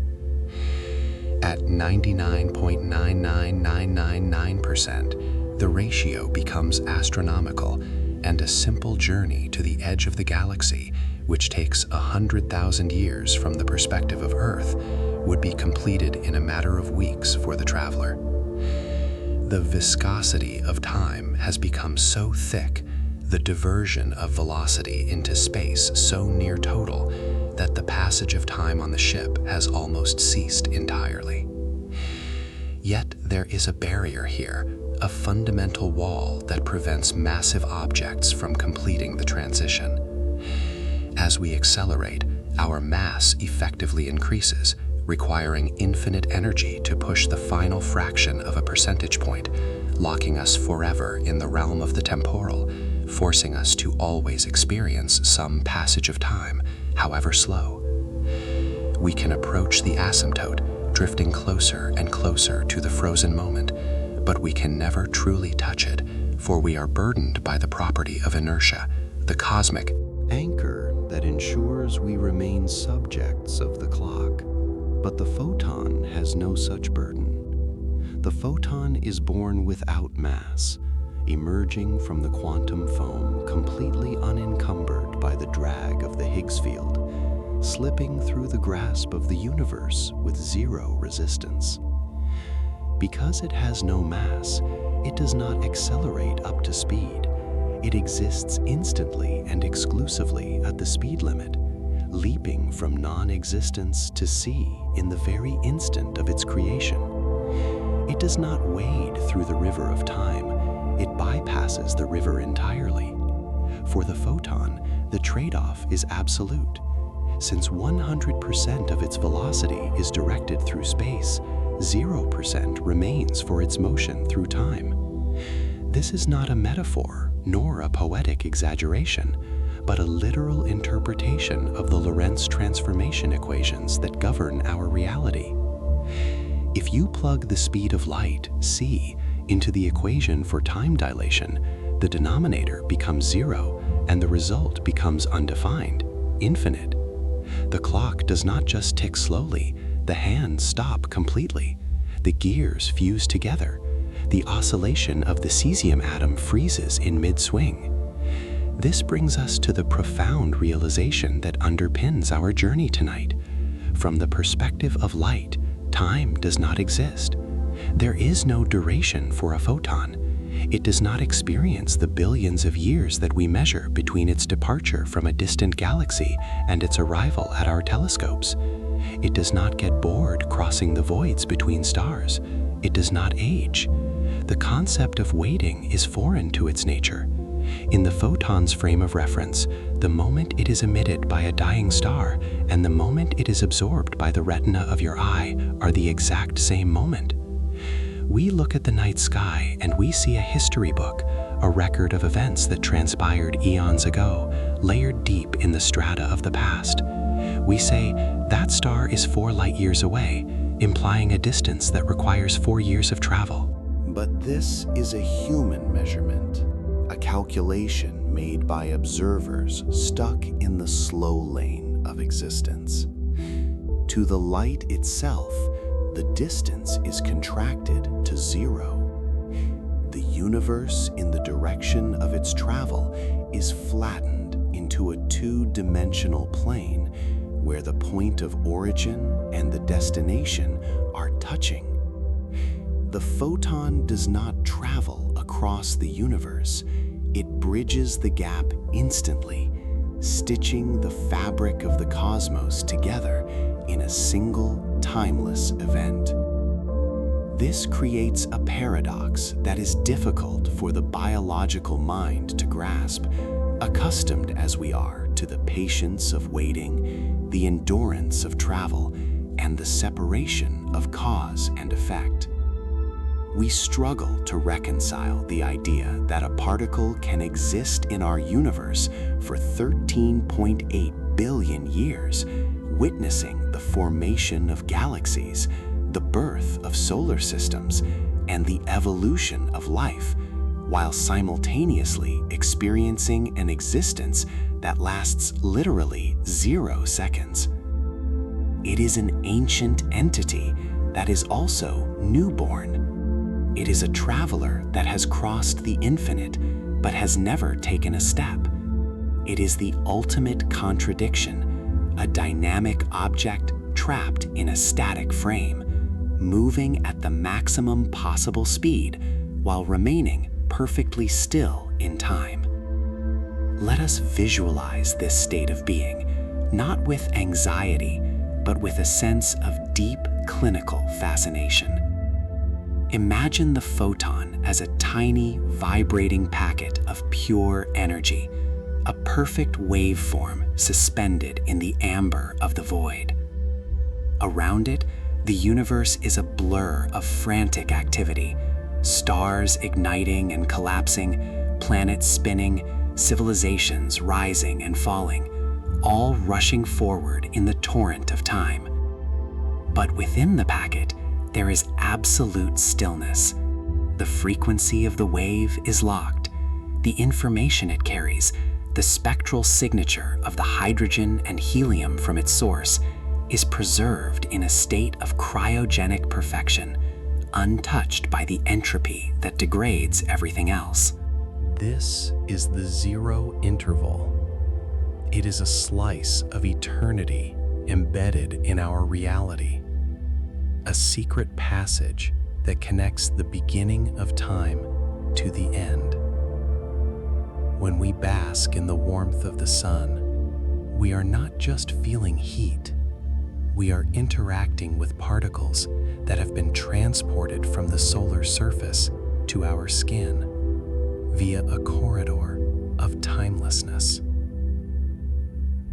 The 8 minutes that we wait for the light to arrive are 8 minutes of our time, 8 minutes of Earth's rotation, 8 minutes of our biological metabolism ticking away. But for the light, the surface of the sun and your skin are adjacent, separated only by a geometry that it traverses without duration. This realization strips away the loneliness of the cosmos. We often feel isolated by the vast distances of space, intimidated by the light years that separate us from our neighbors, feeling that even communication is futile because of the immense lag times involved. We send a radio signal, and we must wait years for a reply. But this isolation is a product of our mass, a side effect of our heavy, slow existence. If we could shed our mass, if we could become light, the universe would shrink to a singularity of connection.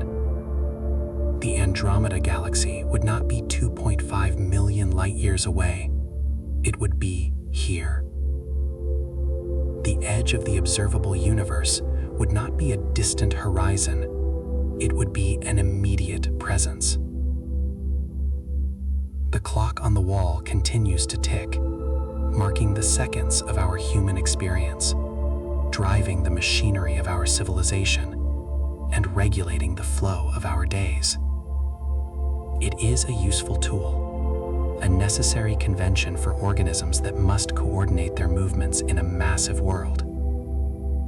But tonight, we acknowledge it for what it is: a local gauge, a speedometer for our specific journey through the fluid of time. It has no power over the light.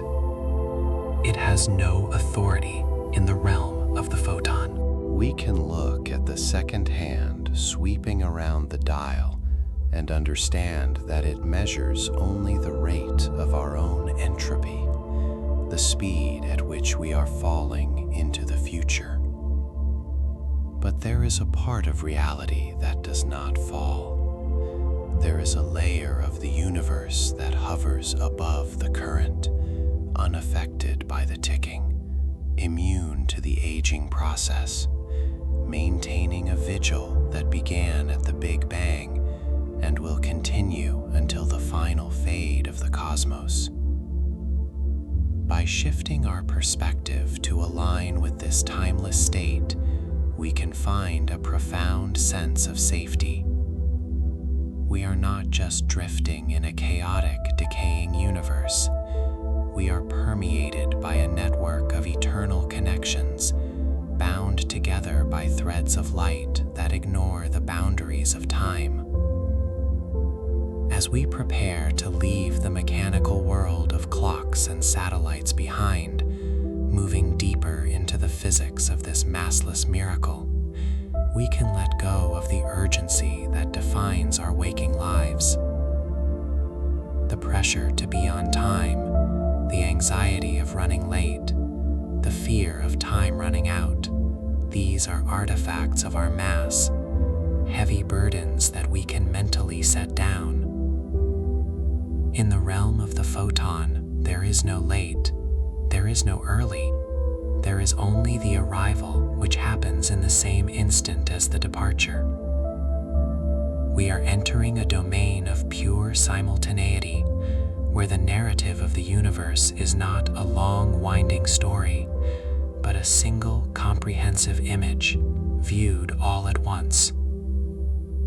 In this state, the complexity of the physics acts as a lullaby for the logical mind. The equations of Lorentz transformations, the geometry of Minkowski space, the invariant interval of space-time, these are not puzzles to be solved, but textures to be felt. They are the intricate patterns of the rug we are lying on, the detailed carving on the ceiling we are staring at. We do not need to calculate the dilation, we only need to know that it exists, that there is a mechanism in the universe that allows for the preservation of the moment. So, as the clock on the wall fades into the background, its ticking becoming a soft, rhythmic abstraction, we turn our focus inward toward the concept of the massless miracle. We move from the observation of the timekeeping device to the observation of the entity that breaks the device. We prepare to examine why the universe permits this exception, why the Higgs field grants passage to the photon while clutching so tightly to the proton and the electron. We are descending from the macro scale of satellites and orbits down to the quantum scale of fields and bosons, sliding deeper into the architecture of reality, drifting further away from the rigid schedules of the day and closer to the eternal drift of the night. The fluid of time is thick and we are floating in it, but the light cuts through, clear and sharp and instant, a beacon of stillness in a moving world. To understand why light is timeless, we must first understand the anchor that holds us, and indeed almost all other matter, within the flow of time. That anchor is mass. In our daily experience, we conflate mass with weight, thinking of it merely as a measure of how heavy an object feels in our hands or how much it presses down upon a scale. But in the language of high-energy physics, mass is something far more fundamental and far more intrusive. Mass is not a property that belongs to you. Rather, it is a measure of how difficult it is for the universe to move you. It is a value that represents resistance, a calculation of inertia that dictates how much energy is required to change an object's state of motion, effectively serving as a cosmic drag coefficient that prevents matter from slipping effortlessly through the fabric of space. When we say that a proton or an electron has mass, we are really saying that it is engaged in a continuous, high-friction interaction with the background architecture of the cosmos.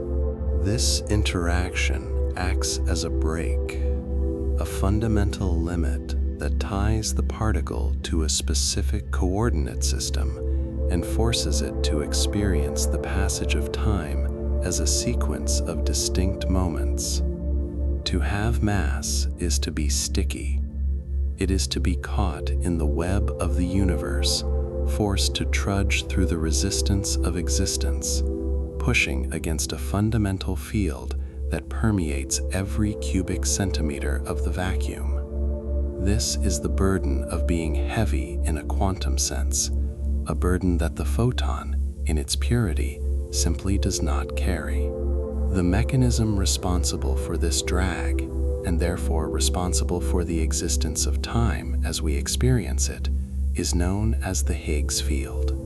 Theoretical physicists often describe this field as a universal ocean, an invisible, omnipresent fluid that fills the entire universe, from the space between atoms in your fingertips to the vast voids between galaxies.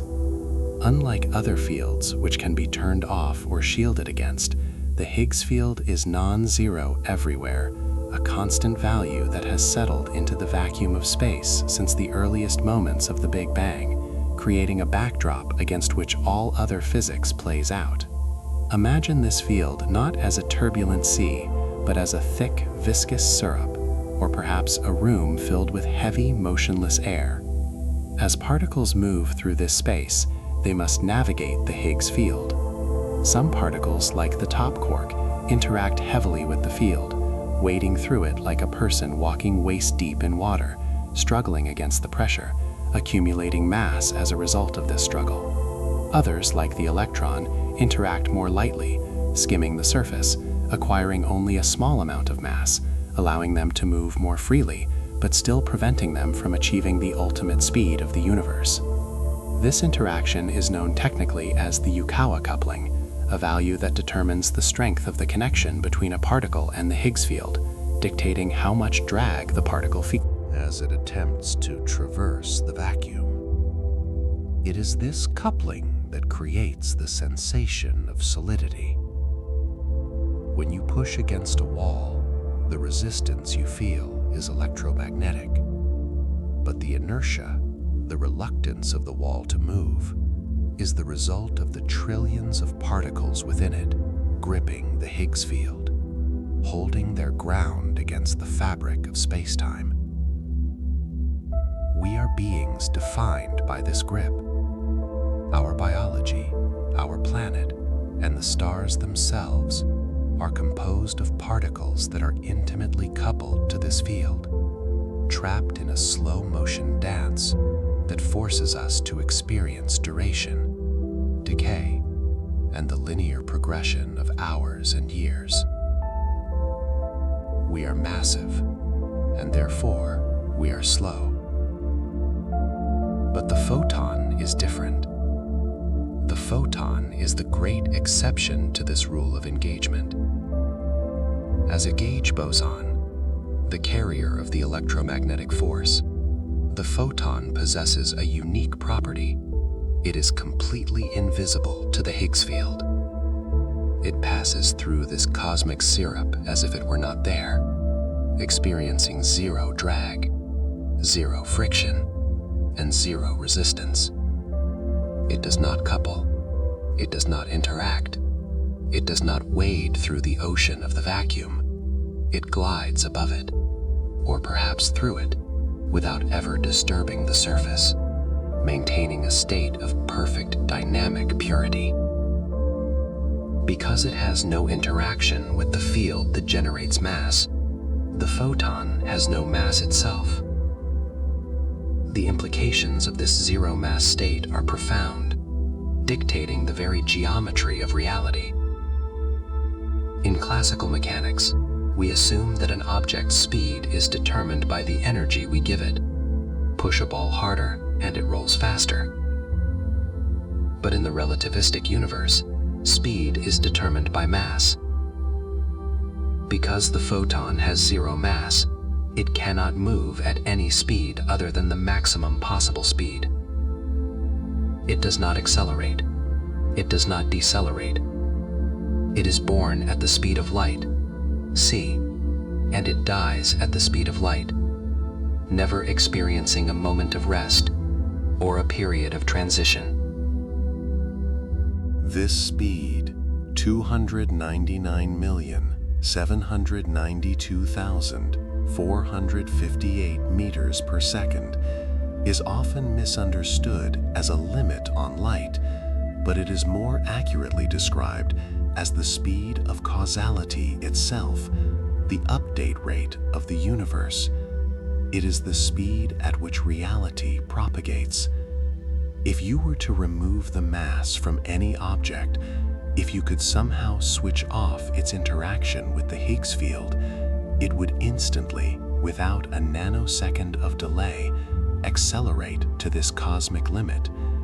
It is the natural state of the universe to move at c. Mass is the anomaly that slows things down. We are the slow ones, the encumbered ones, caught in the gravitational and quantum friction that creates the illusion of a slow-moving, heavy world. By lacking mass, the photon lacks the ability to experience the passage of time.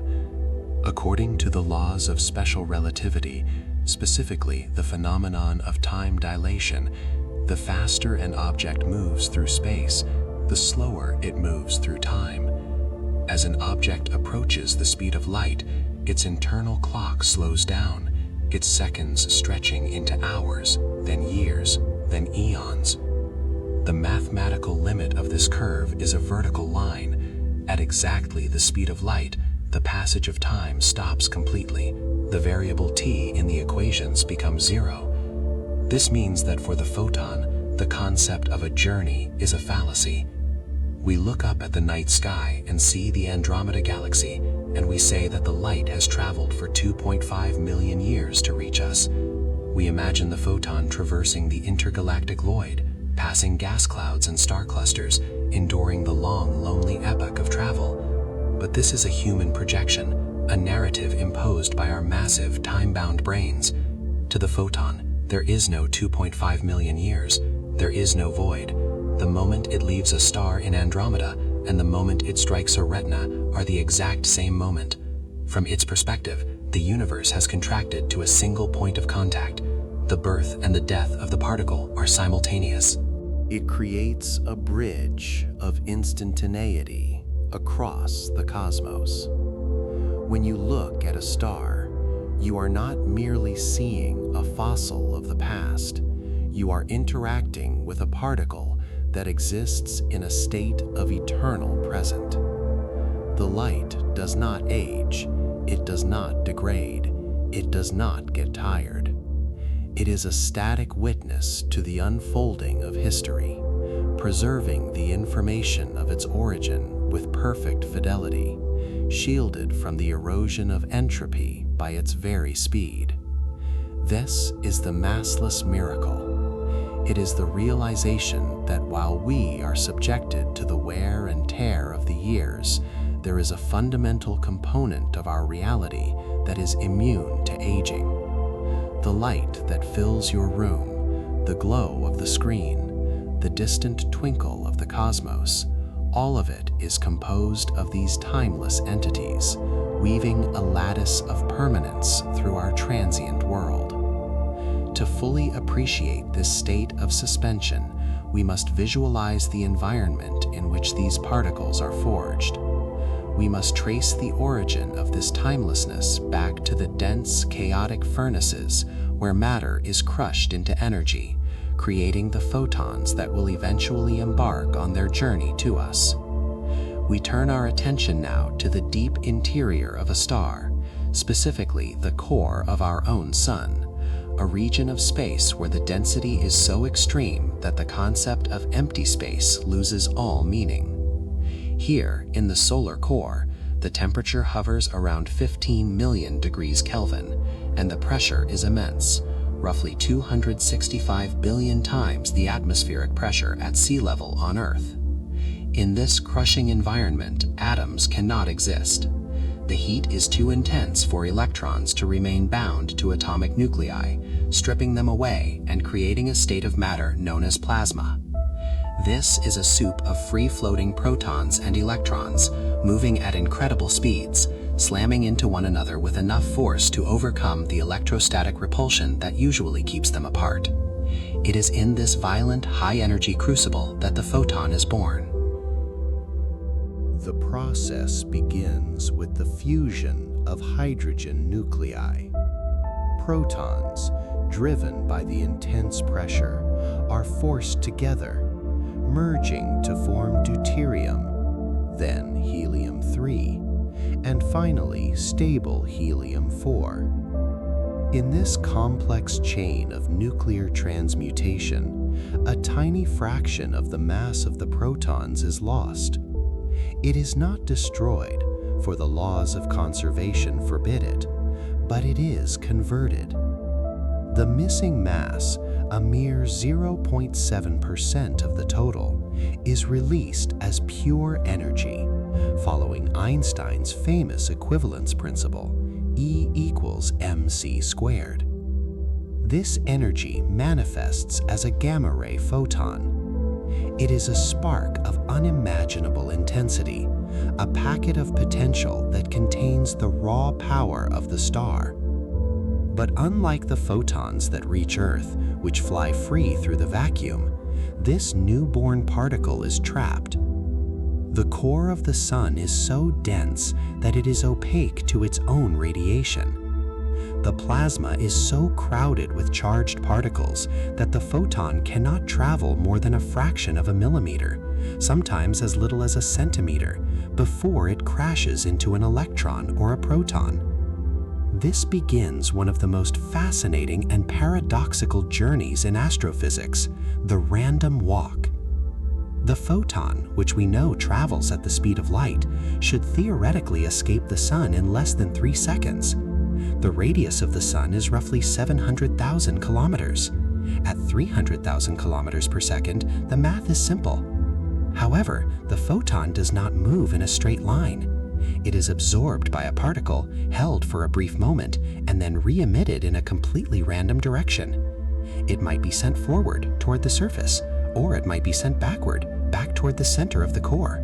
It moves a centimeter, hits another particle, is absorbed, and re-emitted again, perhaps sideways this time. This process repeats trillions upon trillions of times. The photon is effectively pinballing through the dense plasma, taking a jagged, chaotic path that leads nowhere. It is a prisoner of density. It is trapped in a crowded room where everyone is moving, bumping shoulders, unable to find the exit. Physics models suggest that a single photon can take anywhere from 10,000 to 170,000 years to navigate from the core of the Sun to the surface. For millennia, the energy that will eventually warm your skin is buried deep within the star, diffusing slowly, agonizingly through the layers of the radiative zone. It is a slow climb up the gravity well, a process of diffusion that acts as a natural time delay mechanism for the universe. The light we see today was generated when early humans were still migrating out of Africa, or perhaps during the height of the last ice age. It has been wandering inside the Sun for the entirety of recorded human history. During this long confinement, the photon undergoes a transformation. It begins its life as a high-energy gamma ray, a frequency of light that is incredibly powerful and dangerous to biological life. But as it collides with the particles in the solar interior, it gradually loses energy. With each absorption and re-emission, the wavelength stretches. The fierce, sharp spike of gamma radiation softens, shifting down the spectrum into X-rays, then into extreme ultraviolet. The star acts as a natural prism, a dampener that converts the raw, destructive power of the nuclear core into the gentle, life-sustaining warmth of the visible spectrum. By the time the photon reaches the convective zone, the outer envelope of the Sun, the density begins to drop. The plasma becomes turbulent, boiling like a pot of water, with vast cells of hot gas rising to the surface and cool gas sinking back down. The photon rides these currents, carried upward by the thermal motions of the star itself. The collisions become less frequent. The mean free path, the average distance the photon travels before hitting something, begins to lengthen. It goes from centimeters to meters, then to kilometers. Finally, the photon reaches the photosphere. This is the visible surface of the Sun, the boundary where the density of the gas drops low enough that the universe becomes transparent. It is the edge of the fog bank. Suddenly, the crowd clears. The obstructions vanish. The electron that would have absorbed the photon is no longer there. The path ahead is open. After thousands of years of imprisonment, bouncing aimlessly in the dark, hot crush of the interior, the photon is released. It breaks the surface and enters the vacuum of space. And in that instant, the nature of its reality shifts. While it was inside the Sun, the photon was effectively coupled to the matter around it, sharing the thermal energy of the plasma, participating in the slow, massive churn of the star. But the moment it escapes, it reasserts its massless nature. It accelerates instantly to see. The clock that had been ticking for the outside observer, measuring the thousands of years of the random walk, ceases to exist for the particle. The photon sheds the history of its confinement. It leaves behind the heat, the pressure, and the chaos. It becomes a clean, singular entity of light, streaming out into the black void. This moment of release is a transition from the complex to the simple, from the turbulent to the smooth. It is comparable to a diver surfacing from deep, crushing water into the thin, clear air. The resistance is gone. The drag of the Higgs field, which the photon ignored but was surrounded by via the matter it collided with, is now the only reality. The particle is free. It is important to visualize this not as an explosion, but as a liberation. The sun is not firing bullets, it is releasing birds. It is exhaling energy that has been held in its lungs for an epoch. And as these photons stream outward in all directions, creating the sphere of light that defines our solar system, they carry with them the story of the core, encoded in their wavelengths, but they leave behind the burden of the core's mass. We, as observers on Earth, waiting 8 minutes away at light speed, are the recipients of this ancient energy. When sunlight touches us, we are connecting with the result of a process that began before civilization existed. But for the light itself, the journey across the 93 million miles of the inner solar system is instantaneous. It does not experience the void. It does not feel the cold of space. This duality, the immense struggle to escape the star, followed by the effortless, instant traverse of space, is central to the hypnotic nature of the universe. It teaches us that struggle is often a precursor to release. The friction of the interior is necessary to soften the radiation, to prepare it for its journey. Without the 100,000-year delay, the light would be too harsh, too energetic. The resistance serves a purpose. It acts as a filter. And now, having escaped the gravity well of the sun, the photon enters the realm of the zero interval. It enters the true vacuum. This is a region of space that appears empty to the human eye, but is in reality a stage set for the propagation of electromagnetic waves. Here, the laws of special relativity take full command. As the photon travels away from the star, the gravitational pull of the sun tries to hold it back. Gravity, according to general relativity, is the curvature of spacetime caused by mass. The sun creates a deep depression in the fabric of the universe, a gravity well that planets roll around. The photon, having no mass, does not feel gravity in the same way a planet does. It does not slow down as it climbs out of the well. A ball thrown upward from Earth slows as it rises, exchanging kinetic energy for potential energy.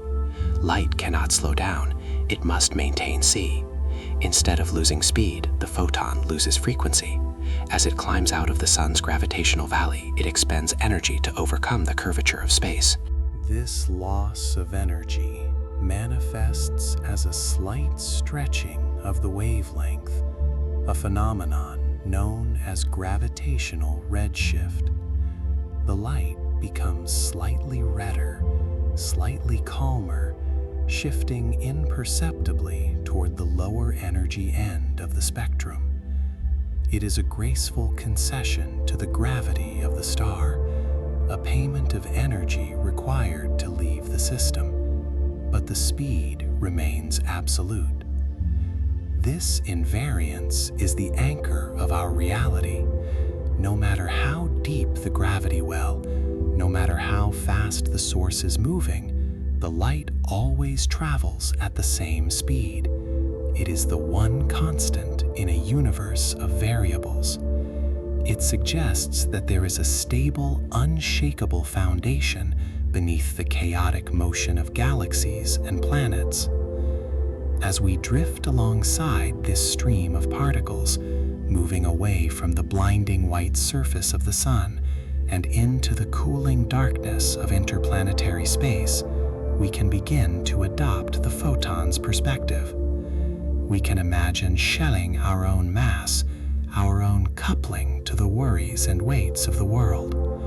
We can visualize the heavy, viscous fluid of time thinning out, the resistance dropping to zero. The space ahead is clear. There are no obstacles.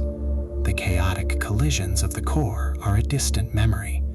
There is only the smooth, silent glide through the vacuum, a trajectory that is straight and true. The noise of the nuclear furnace fades into a hum, and then into silence.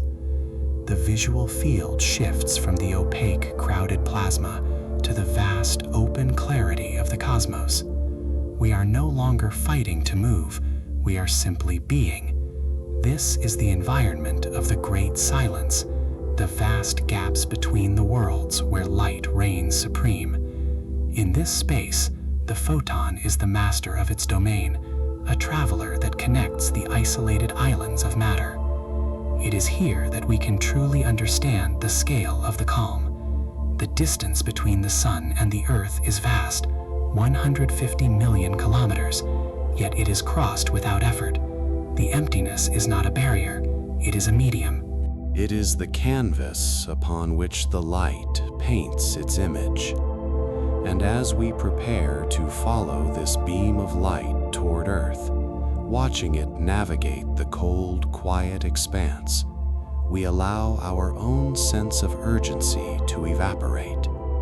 If the light does not worry about the distance, neither should we. If the light does not feel the passage of time, perhaps for these next few hours, we can suspend our own internal clocks as well. We can float in the slipstream of the massless miracle, carried by the momentum of the universe, safe in the knowledge that the journey is already complete, that the arrival is guaranteed, and that the light that guides us is by its very nature eternal. The complexity of the physics, the fusion, the scattering, the dilation, resolves into a simple, comforting truth. The universe has a mechanism to preserve the moment. It has a way to keep the light from fading. And as we drift deeper into this concept, allowing the technical details to wash over us like the solar wind, we find ourselves aligning with the stillness of the photon, resting in the interval between the tick and the talk, suspended in the beautiful, timeless geometry of the light.